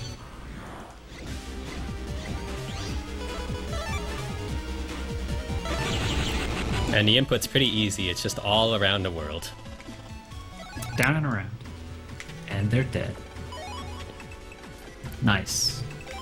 That fight without manipulation takes a long time for the wrong reasons.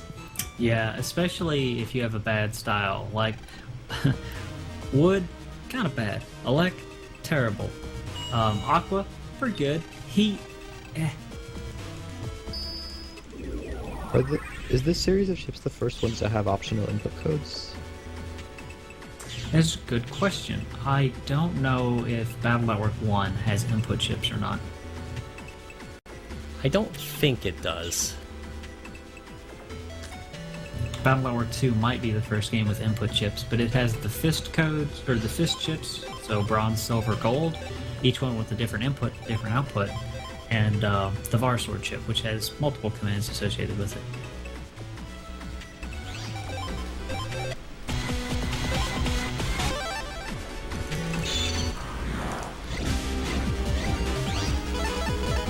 Now, as you guys can see, I have to wait at the start menu for a little bit of time, and then we have to go through all of the Gator loading and then the Gator animation. And this is why I was saying earlier that having Aqua Cust is the best style, because we could skip doing this 3 times. Yep. The Buster is really fast, good damage, and viruses don't get invuln frames. Actually, I don't think bosses do with the Aqua Buster in this game, unlike, say, Falthar. But there are several ice fights remaining. The basic premise is that there are different tiers of ice. Mega Man can break white ice, but he can't break red ice. However, we were given a red frag, and your dad was actually able to create a red cure. So now you can break red ice, and now you're going to use that to find Roll, who's trapped on the net because of the ice, and proceed from there to eventually be able to break yellow ice, and then proceed to try and find a cure for blue ice. And this is going to take us all over the internet, lots of backtracking, and even proceed for the first time into the Undernet, which is pretty cool, and we'll remind you when we get there. But in the meantime, it's just a lot of Gator spam, so enjoy. Also, this is for everybody that's ever had problems with Raddies. They got what they deserved. They sure did.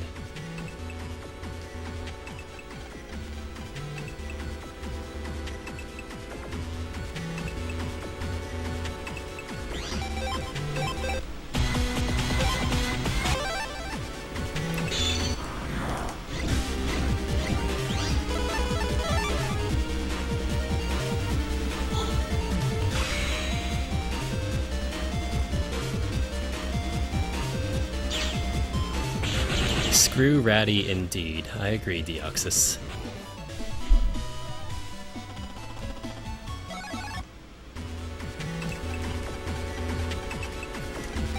Now, in terms of story, we find out that prog is a coward, so we have to go out of our way.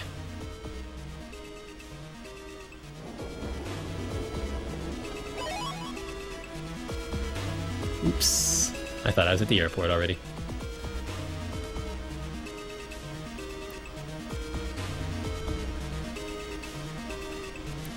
So the redeeming factor of the Freezeman scenario, at least in casual play, is it's kind of a neat way to give you a way to gauge out how much you've improved, both in terms of your folder and in terms of your gameplay, because a lot of the battles that you run into are battles that you don't typically see anymore. Yep.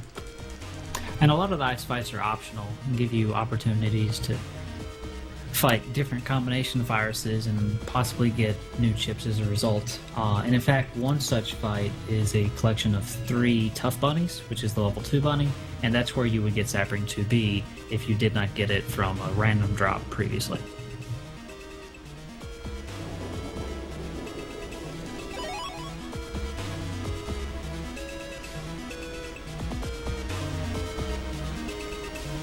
Because we got the free pass and because we saved planes and whatnot, we don't even have to go through security anymore. So the fun part about that is when I first started running this, in fact, even when I initially beat Terra's record, which Terra was the former world record holder, but he did it without manipulation, so I always thought his run was nicer.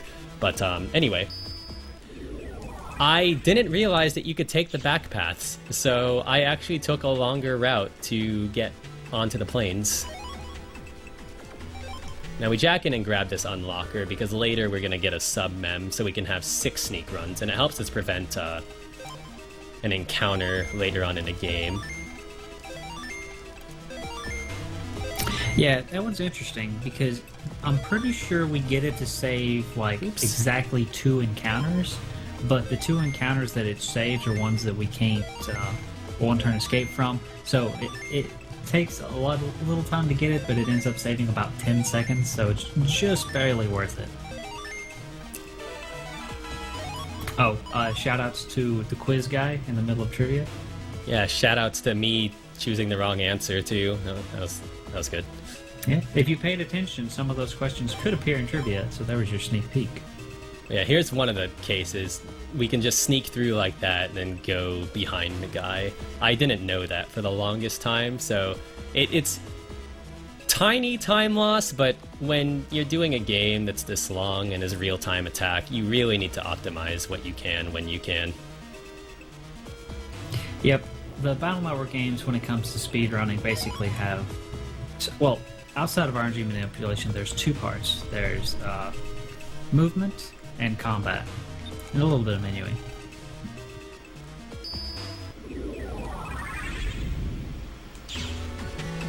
And now this is where you see those gate keys that we picked up really come into play, because instead of having to go all the way around to different areas, we can just hop in, take a shortcut, and appear on the other side of the internet.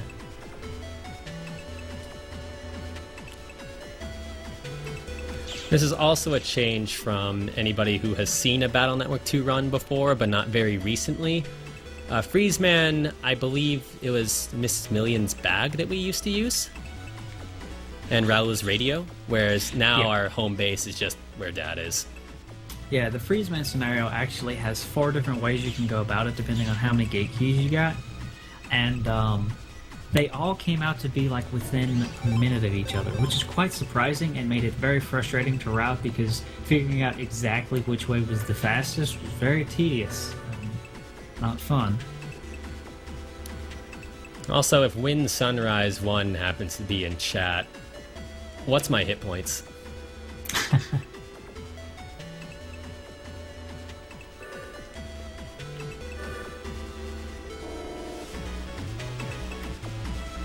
So this upcoming fight is one of the 3 where you could save time by not having to manipulate it. These are Swordy 3s we're about to see. And the biggest reason why having Aqua against them is nice is because they're weak to Aqua. And you can kill 2 of them relatively quickly. Yep. On the non-manip route, we would typically have dash attack right here and just kind of cruise through them.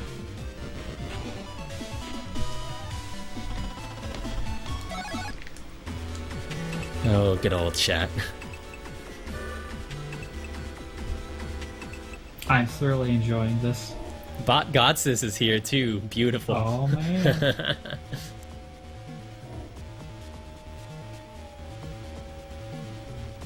Marco, pass me the piccolo. So there's an HP memory that I bought at the beginning of this scenario that actually didn't used to be in the old route. It was in the route when I was still running the game. It was relatively recently added. It saves a little time because the old HP memory that we would get is over here on the second set of stairs, or ramp, I guess. There's an HP memory inside a BMD there. We just had so much spare money because we don't have to buy a 3rd Wind Star like the old non-manipulated route, and we saved a little bit of money by skipping one of the sneak runs in the Magnum Man scenario, so we were able to afford the HP memory, and it saves a little bit of time. Yep. Also, shoutouts to the Undernet. It's just really cool. I love the Undernet in this game. It looks really nice, especially with S-video cable strats. Ooh, question from me. Who is he really? Mr. Match. You'll get it one day, Decon. Yeah, but when you go to Undernet 1 for the first time, if you're not doing RNG manipulation, you get to buy 3 of a very amazing ship, full cust, and it's almost painful running through that area and not purchasing it. Oh yeah, full cust. So, full cust is a very beautiful chip, and that's another reason why we save money. Because we're not buying the full cust, we actually buy a power-up. We need that extra level from the power-up, or extra levels, excuse me, but we need those extra levels for the final scenario of the game. What we used to do is there's a prog that shows up in the real world as soon as everything gets hectic and crazy at the end, and it was about a minute. at least to get to it. Well, close to a minute, I think. It was a long ways out of our way to get it, but because we don't get the full custs anymore, which were 15,000 total Zenny, we can afford the 10,000 Zenny power up, which saves us a lot of time.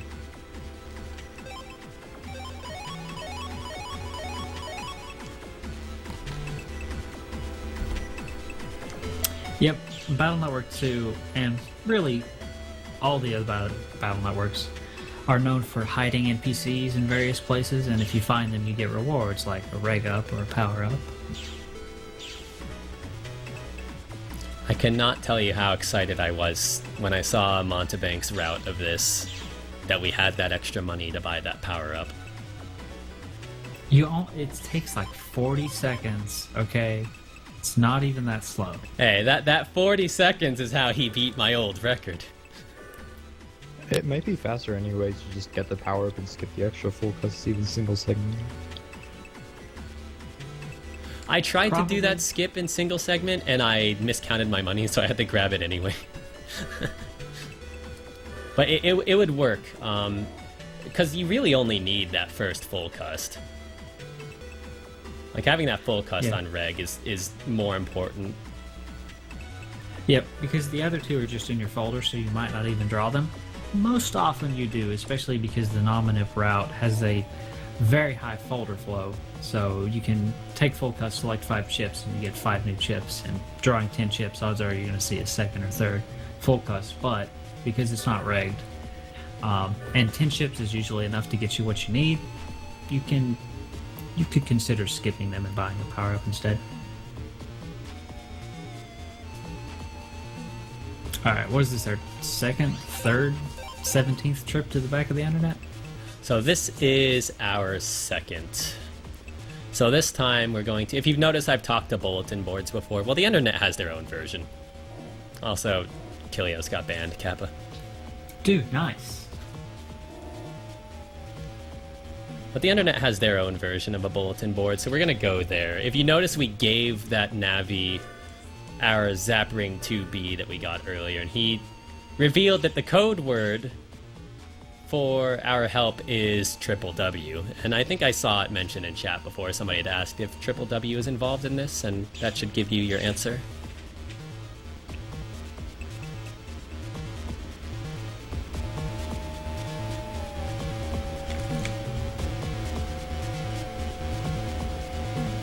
Triple who? So this guy's gonna give us the power to break yellow ice.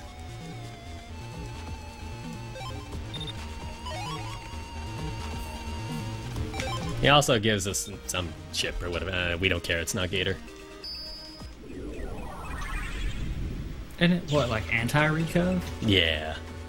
Which is cool in exactly one fight. I always like to use anti-recove against Gutsman v3 because he's got 800 health, and when he gets below 200, he'll use recove 200. So if you have anti-recove in place, you hit him down to 200 health, and he's just like, bye-bye. There's nothing greater than knocking Dex down a peg or two, even if he's your best friend. Especially if Josiah was watching. I won that fight once, and I saw that his brother just cried and was like, "You suck!" And I was like, "Oh, jeez."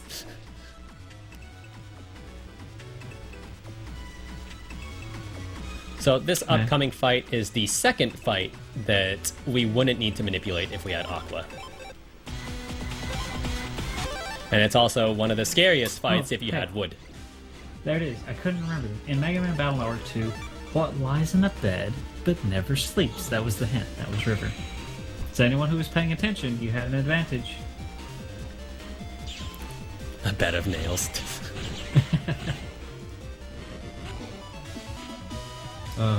Now, what makes this fight scary is if you were Wood style.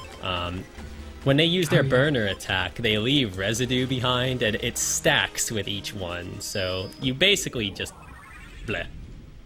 Yep, because we have 420 health when we do this, if you're Wood style, the fact that they overlap, which I'm almost certain is a bug, but because it overlaps, when you step on it, you get hit by all three at the same time, and you will instantly die from full health if you're Wood style. So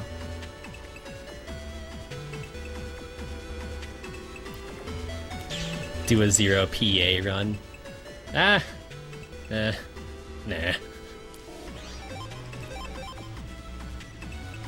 I could potentially see doing a Buster only run if you were to get like Aqua or Heat style, but considering the element's random, it wouldn't really be fun. It wouldn't really be fast. I don't see much appeal in doing certain challenge runs.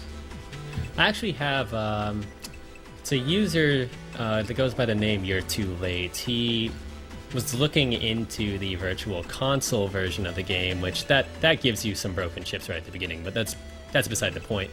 He was looking into seeing how possible it was to manipulate the element of your style, and he found a cluster where you got, I believe it was, I want to say it was Heat and Elec that you got pretty consistently, but the route that he was trying to make was one that utilized Gaia Blade, so he needed wood, and there really isn't a good cluster for wood. Interesting. I'll say that we've looked into element manipulation for Battle Network 2 and 3 several times, and while there may be strings of like 2 or 3 frames where you can get the style you want, most of the time this would require, well, in Battle Network 3 it would require a hard reset, I do believe, and in Battle Network 2 could maybe get away with a soft reset, but it's imprecise and you don't get confirmation until you get the style change, which is like 1.5 hours into the run. Yeah. It's not really worth it, especially in manipulated runs now where the element is less of an issue. Yeah, like I had mentioned before, usually you just put all your points into attack, max it out, and then put it into charge just because it's one less input. But, you know, I put it in charge with that gamble that we get Aqua, and so far with this route, I'm maybe 2 for a million, even though it's 1 in 4.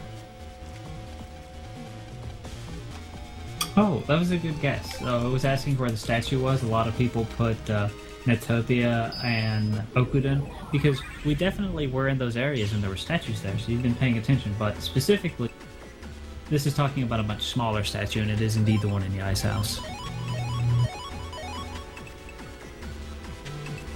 So we only buy 4 sneak runs there instead of the maximum of 5, because we're almost done with this, guys. And by almost done, I mean there's another 8 to 10 minutes of running around. This is a long scenario. Ask me what?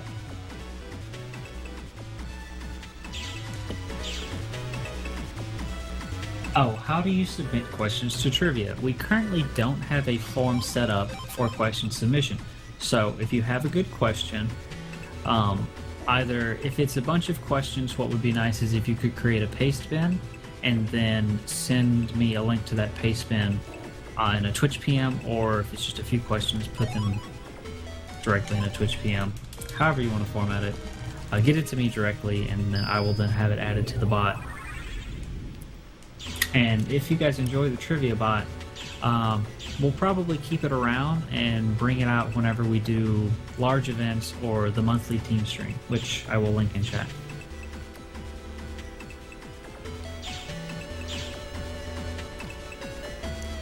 So we have 2 more total trips to the Undernet left.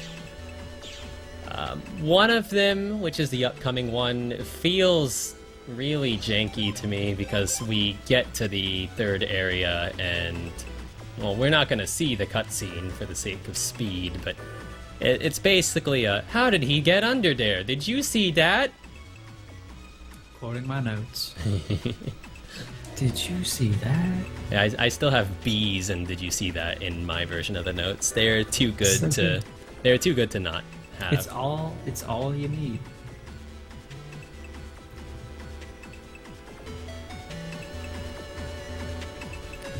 Spoilers. Touche. There was a trivia question that was pertaining to the end of Battle Network 2.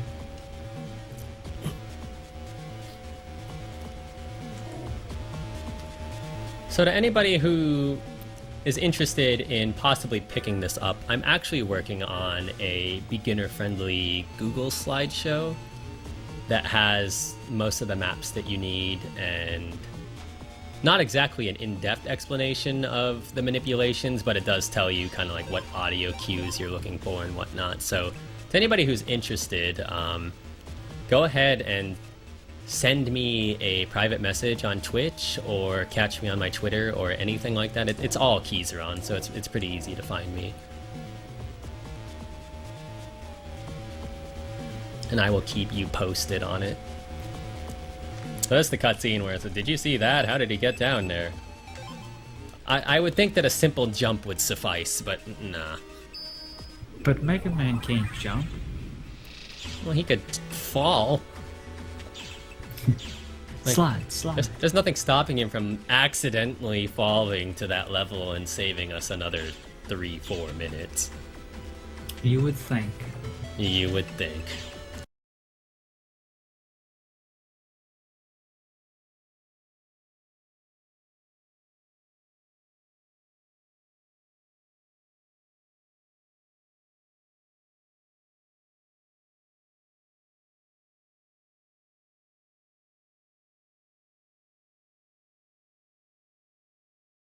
To the real life Prague. And we happen to have the money, so it just makes sense. So now we got another gate key, so we're gonna open up a third portal. And this is gonna be the last portal that we use.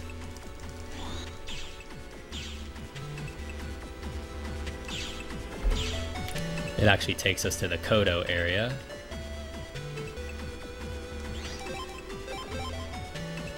Under Koto. Good old under Kodo.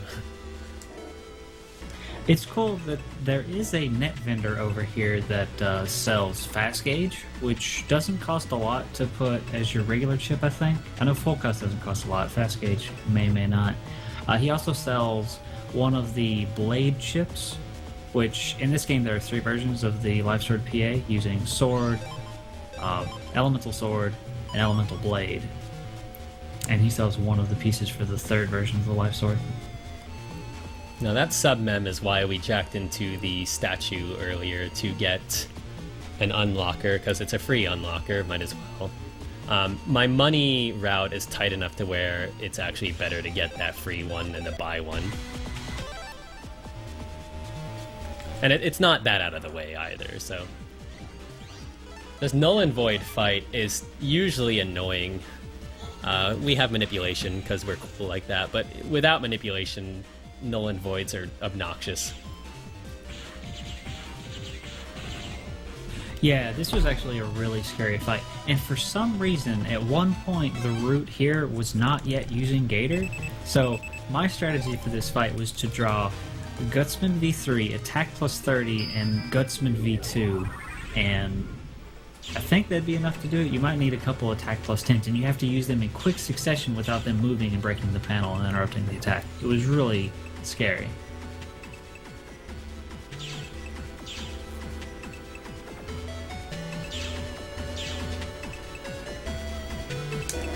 I'm looking forward to the next use of Gator because one of my headphones fell out of my ear, so I'm hearing half of the music, and since it's stereo, it's weird, isn't it? It's very weird. Yeah, anyone who's like got headphones on, like take one cup off, and it's just you can feel that half the music is missing. Oh, looks like Claire ordered food. Just in time. Delicious. The run is pretty close to being done.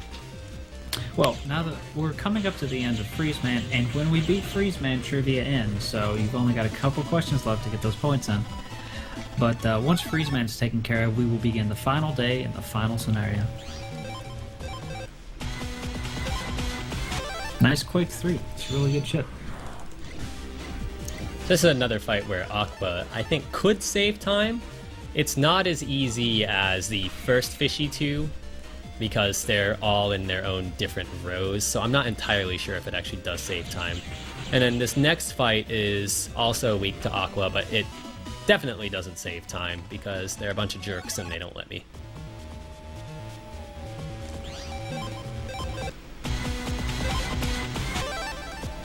That felt a little early, but I think we're fine. Yeah, we're fine. It's fine. Hashtag it's fine. Hashtag it's fine. Oh, what's up, Haro?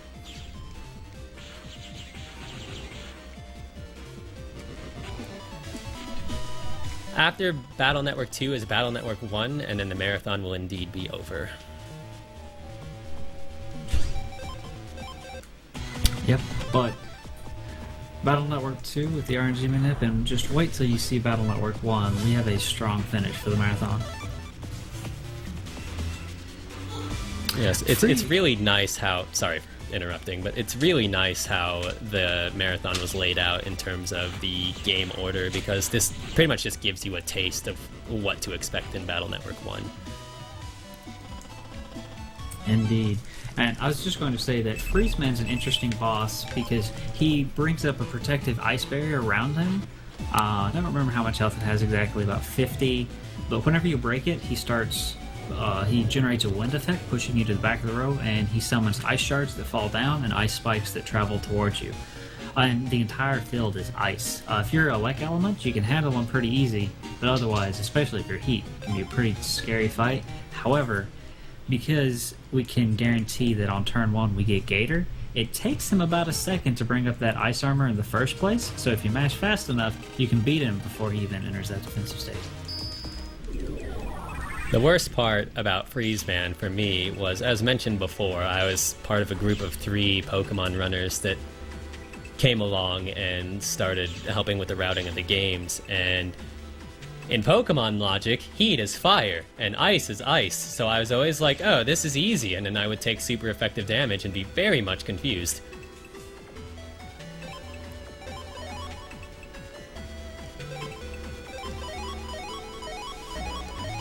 I think they broke the bot. Surely they got the job correctly.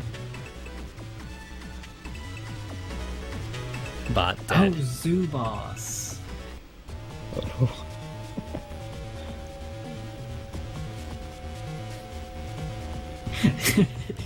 Everyone's like, what? I quit. Alright. Well, that was fun. Thank you guys for hanging out through the Freezeman scenario. And now, please return your attention to the game. Basically, all that you missed was that Freezeman tried to freeze the net, which, I should mention, actually froze the environmental control systems that the world had set in place. So, Electopia was having earthquakes, Netopia had UV radiation, everyone's getting sunburnt. It was a terrible time. I don't know if other stuff was happening elsewhere, but we don't really go or see. But now that that's taken care of, we thought we'd shut down Gospel because Kodo was their HQ, and we beat Freezeman, so there was nothing left. However, if you return to the area, you can see that it's generating additional heal navies, so what's going on, right? Well, we go tell our dad about it, and turns out they have lost contact with the real-world Kodo area. There's tremendous radiation coming from that area, and they've shut off all Metro line access except for a secret extra line that only the officials have access to. So, they need to send someone in to figure out what's going on. And They send the 10-year-old boy. send the 10-year-old boy. After some hesitation and resistance, your dad agrees to send you to investigate the situation because you did beat Freezeman, so you've already taken down one high-ranking member of Gospel. And before he sends you, he actually gives you a invisible, see-through radiation suit good up to 50,000 times normal radiation. So, impressive technology we have working with us, but it keeps land safe in this dangerous, high-radiation area. Now, as with every other Battle Network game, among the final comps, there's always a bit of a puzzle to it. I find that this one is a lot tamer in comparison to some other ones, but you could still mess it up pretty easily, and it costs a huge chunk of time.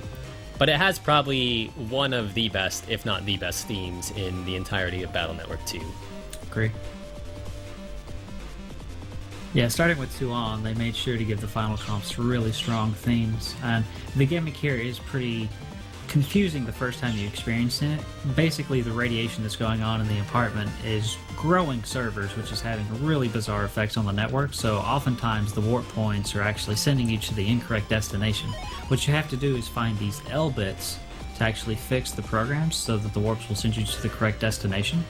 It will also unlock an additional floor to go to on the elevator. So right now you can only get to floor 2, but our goal is to get to the top, floor 30. So we have to repair all of the broken nodes in order to do so. Actually, that's not true. We have to repair most of the broken nodes, not all of them.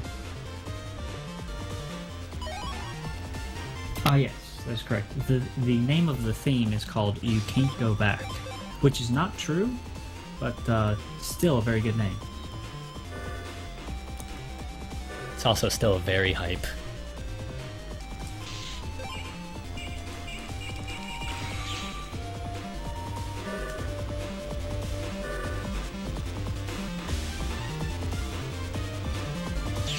And basically our only goal at this point is, now that we've been very careful to enter this area with Mega Man at level 51 to the combination of HP memories and power-ups that we've collected, now all Keizaron has to do is walk optimally to maintain the sneak runs so that they cover a majority of the area. We have just enough to fit everything in here.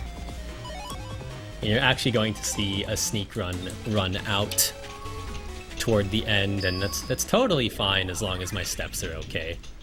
Plus, we're close to a warp at that point in time anyway, and so I believe that the step counter is reset, I think. You're correct. It's only reset when you take warps that change areas. Like if you take a warp that goes to a different part of the same area, I don't think it resets. You're correct.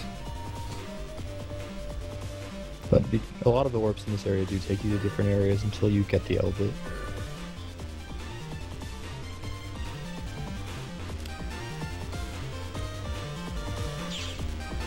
Now that L-bit 042 that we just got actually fits into that machine that I just ran by, but if I do that now, then we have to take a longer path to get this next thing, which helps us do the boss rush.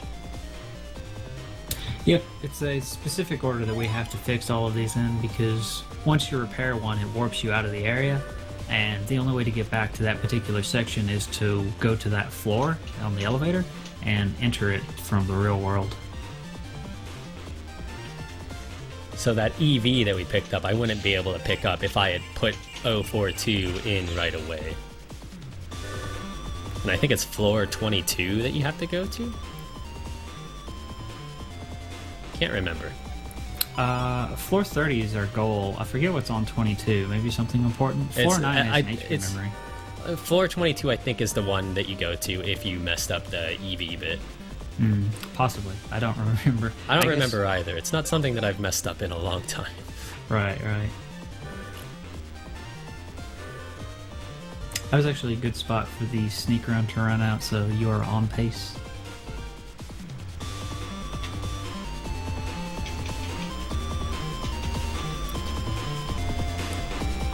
So right before our last 2 warps, you're going to see the sneak run out, and we're gonna be fine.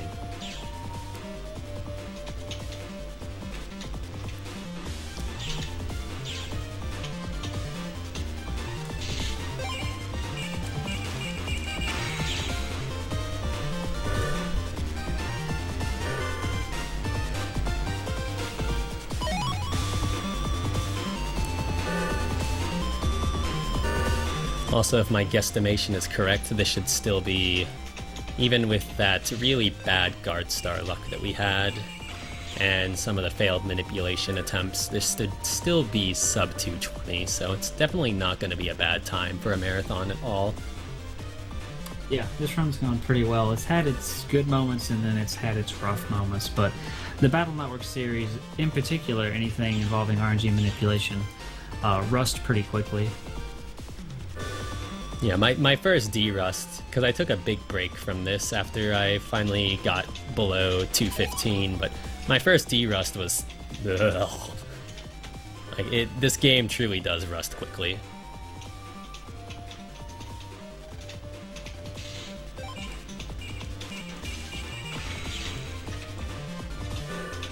Alright, so now we're gonna start the first of the boss rushes.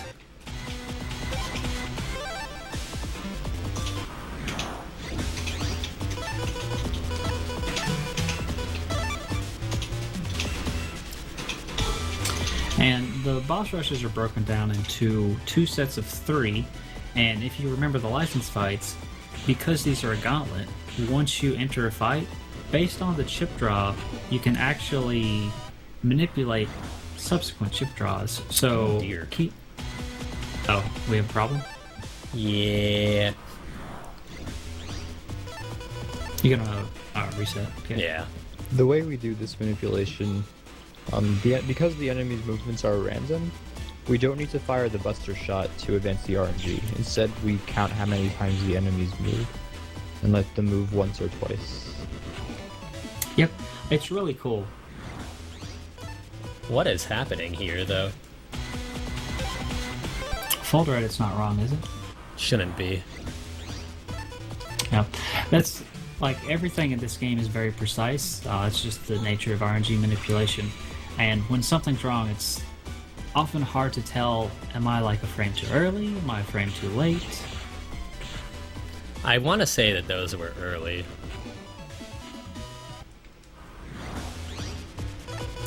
It's Yeah, we're fine now. Nice. It's further a problem because of, again, the RNG advances on the title screen, so you have to be... You can't be completely precise. You need like a certain margin of error, generally about 10 or less frames. So there I busted him and took a hit from him on purpose because that's going to advance it so we can get Gator on this fight. Yep. Quickman moves into a random spot, but he moves a consistent number of times. And really, once you start looking at RNG manipulation, it's really neat seeing how the game does all of these things, and you come to understand it on a much lower level.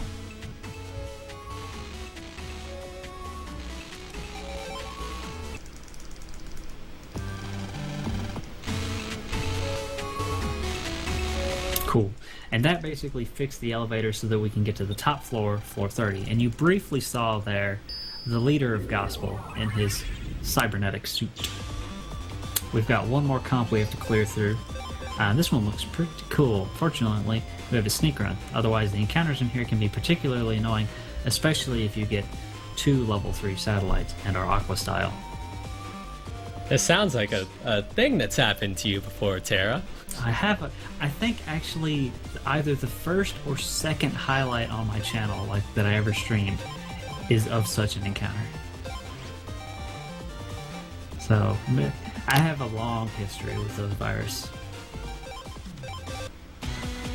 So there's another set of 3 fights here.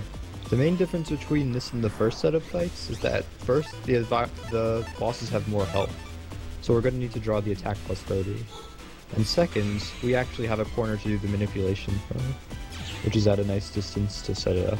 So this is actually an easier manipulation to do than the last one. And it's a cutscene. It's an activated cutscene, so there's no having to time when you press start. Which, that's probably what was causing the problem with the first set of 3, is since it doesn't start a loaded cutscene, you have to press start at the right time.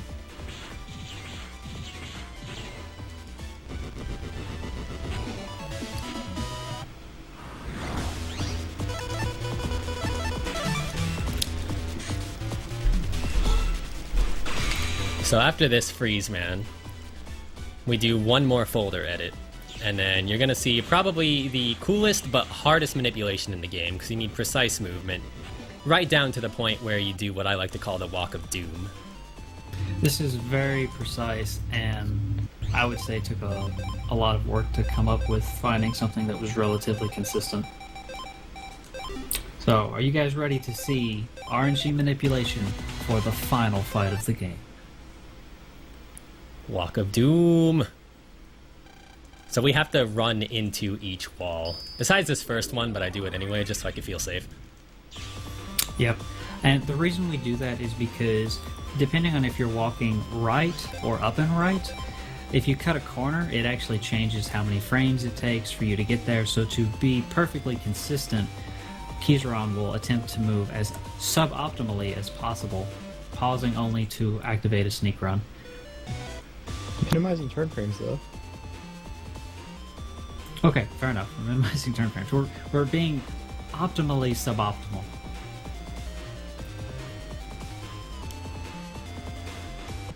I think this is a 20 frame window you have to hit for base. It might only be 15. I can't remember. I spent a lot of time looking at these numbers, but this is pretty serious. I guess I'll let Keizaron focus. Yeah, all I have to do is hold start. If we see win star in slot 3, then we got it.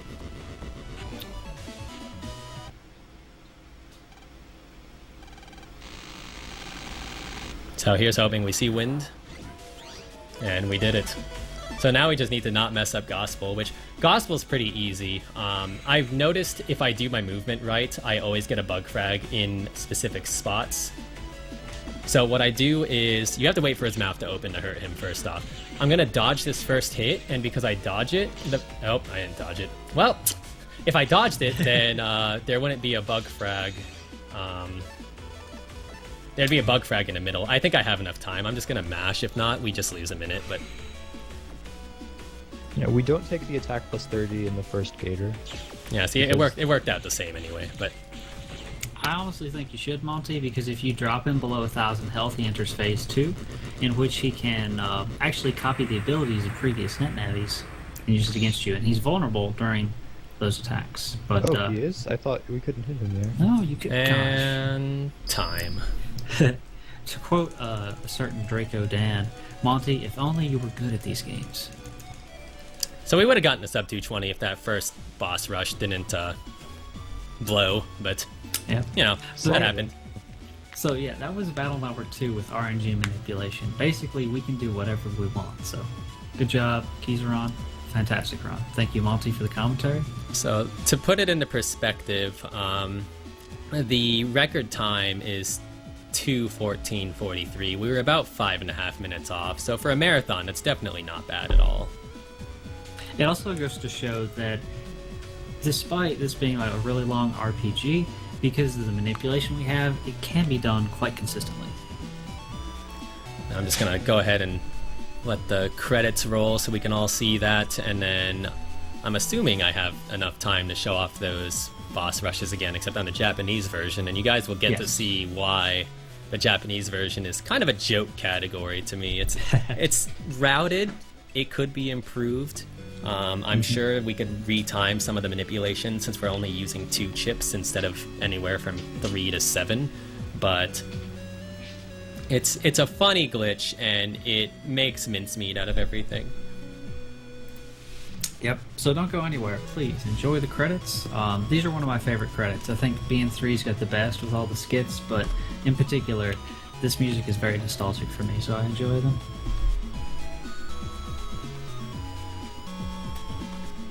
And then once the credits are over, Keizaron is going to show you, as he said, a really neat glitch only possible in the Japanese version of Battle Network 2. And after that, we have our final run of the marathon, Mega Man Battle Network 1 with Prismatic Black. And if you thought this game had cool RNG manipulation, you haven't seen anything yet. Not to spoil it too terribly much, but Prism's route definitely puts in work. It's very precise, where we manipulate encounters, once or twice, depending on the situation. He pretty much manipulates everything. Like, we manipulate everything in 2 past the first 7 or so minutes. He manipulates it basically after the tutorial. Yep. And shout out to everyone watching. Like, we've done Battle Network marathons in the past, and there's been a little bit of reception to it. Like, there's a lot of really passionate Battle Network fans, especially us as runners of the game. Very fond of the series and put a lot of time into it. And it's nice seeing so many people here, hopefully enjoying and appreciating the runs of this series. It's 2:13 in game time. That's not too bad. See, so I just gotta reach the... Oh, boo. I just have to reset the GameCube now. Everybody gets to see my failure in ejecting the cart too slowly.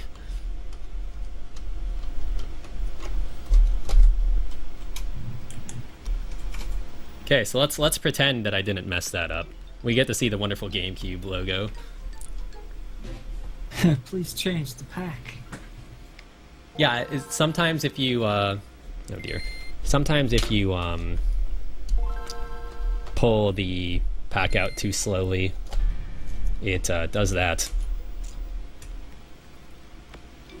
Also, my Japanese card is a little finicky, so it might take a couple resets here. There we go. Good boy.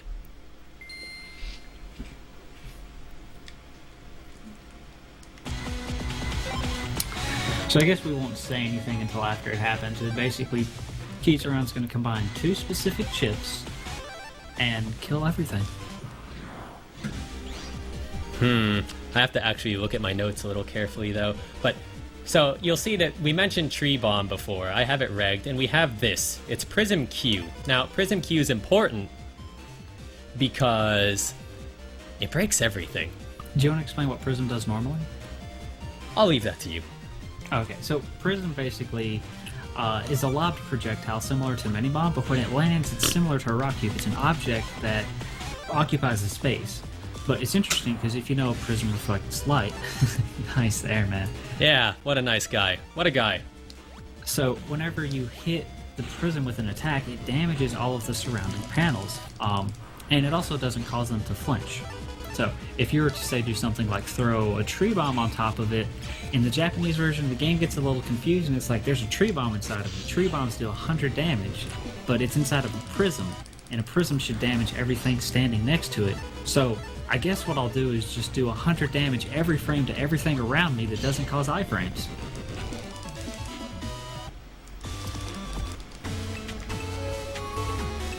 Took me a second to remember where I was. Yeah, it's a good game. Totally. Yeah, the one weakness to this glitch is you guys saw what Airman did. If somebody basically tackles Prism, then you have to start over. Yeah, if they catch it with their face, you can't really do much about it. And because this isn't like a frame perfect manipulation, you can't guarantee that the enemy will have the same AI. So like I had mentioned earlier, this could probably be routed to be a lot smoother. I threw together a pretty rough route that uses similar concepts to the English run.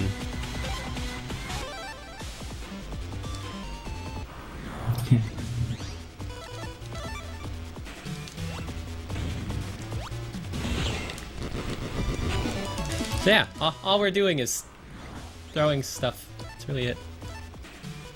So I believe this is what, Deku Nut %? Yep.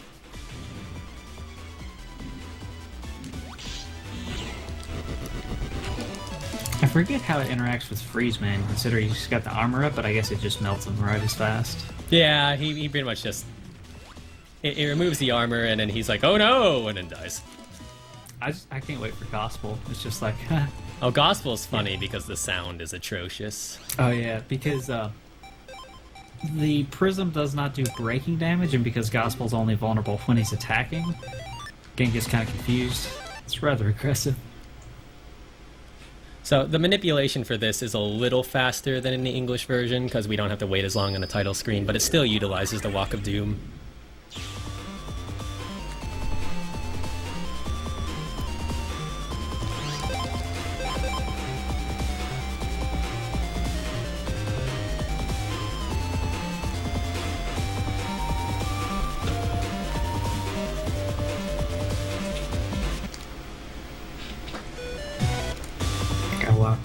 Go well.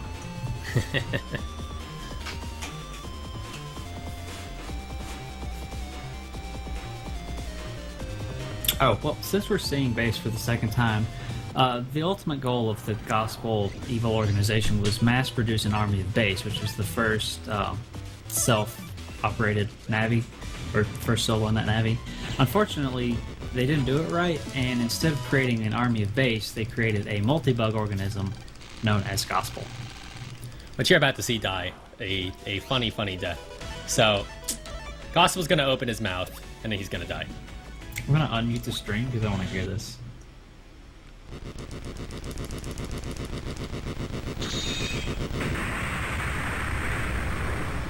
Nice. I was hoping you'd throw it sooner. How long does the tree bomb stick before it disappears? If I threw it sooner, it would still work. I just didn't. I didn't think it would be that quick. But yeah, it makes the sound effect a whole bunch. But that's gospel. GG. yeah, so that's the prism glitch. So the prism glitch, to put it into perspective, on a route that I grinded very hard for the English version of Battle Network 2, I got a 2:14.43, and that was with about a minute to a minute and a half of time save because of manipulations.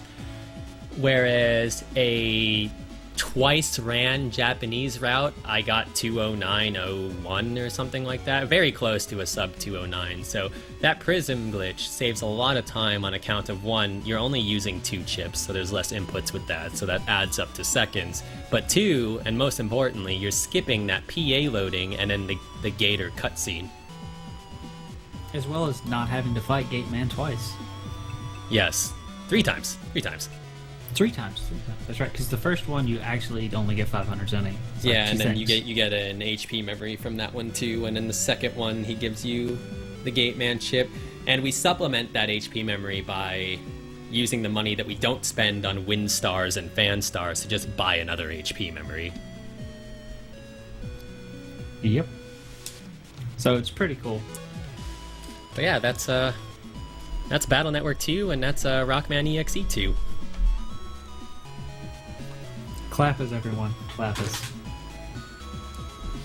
But yeah, we'll let the credits play out one more time. Just they're one of my favorites. And after that, we're going to switch over to actually Rockman EXE 1 by Prismatic Black. He's playing the Japanese version specifically because there's a trick we do, and every time we do it, it saves 1 second. But otherwise, the games play exactly the same. There isn't any JP exclusive glitch like the Prism Bomb, at least not that we know of or make use of. I'd like to give a few shout-outs real quick, if that's okay. Oh, yeah. Shout-outs to TeamBN, obviously, for making this marathon possible, and for, even with whatever technical issues we've had, pushing through, and for the most part, we've been pretty good with the schedule, so shout-outs for that. Shout-outs to the Pokemon Speedruns community, because I saw a lot of you in here, and I saw a lot of people that are usually in my chat, so shout-outs to you guys, and shout-outs to the chat in general. Like, very, very, very fun. Very fun thing. Shout-outs to chat, shout-outs to Progbot, shout-outs to Quiz King. And shout-outs to these two that were in here with me, Terra and Montebank. They both helped me out throughout a lot of the routing, and they helped come up with a lot of neat ideas, and especially Montebank's manipulation. Terra helped me route a lot of the money too, so the 3 of us combined made this as optimal as it is right now. So, and then, if, like I said earlier, if any of you want to learn the route, I don't have them completely ready, but I am working on new run friendly notes. So my tag's Keizaron. You can get me on Twitch, you can get me on Twitter. Just send me a message, send me a tweet, whatever, and I'll keep you guys updated. Yep. Shoutouts to Keizaron for taking my records and making me feel bad about Battle Network 2. But it's okay. I'm still coming for those records. You better believe it. I'm looking forward to the day. Cool. And also, huge shoutouts to Doysum, because he was the one who, when we were first discovering RNG manipulation was possible in Battle Network 1, if it's not been spoiled already, we're doing RNG manipulation in Battle Network 1, but he was the first person to take what we did in BN1 and apply it to Battle Network 2, because I didn't think it was possible, and he showed me otherwise.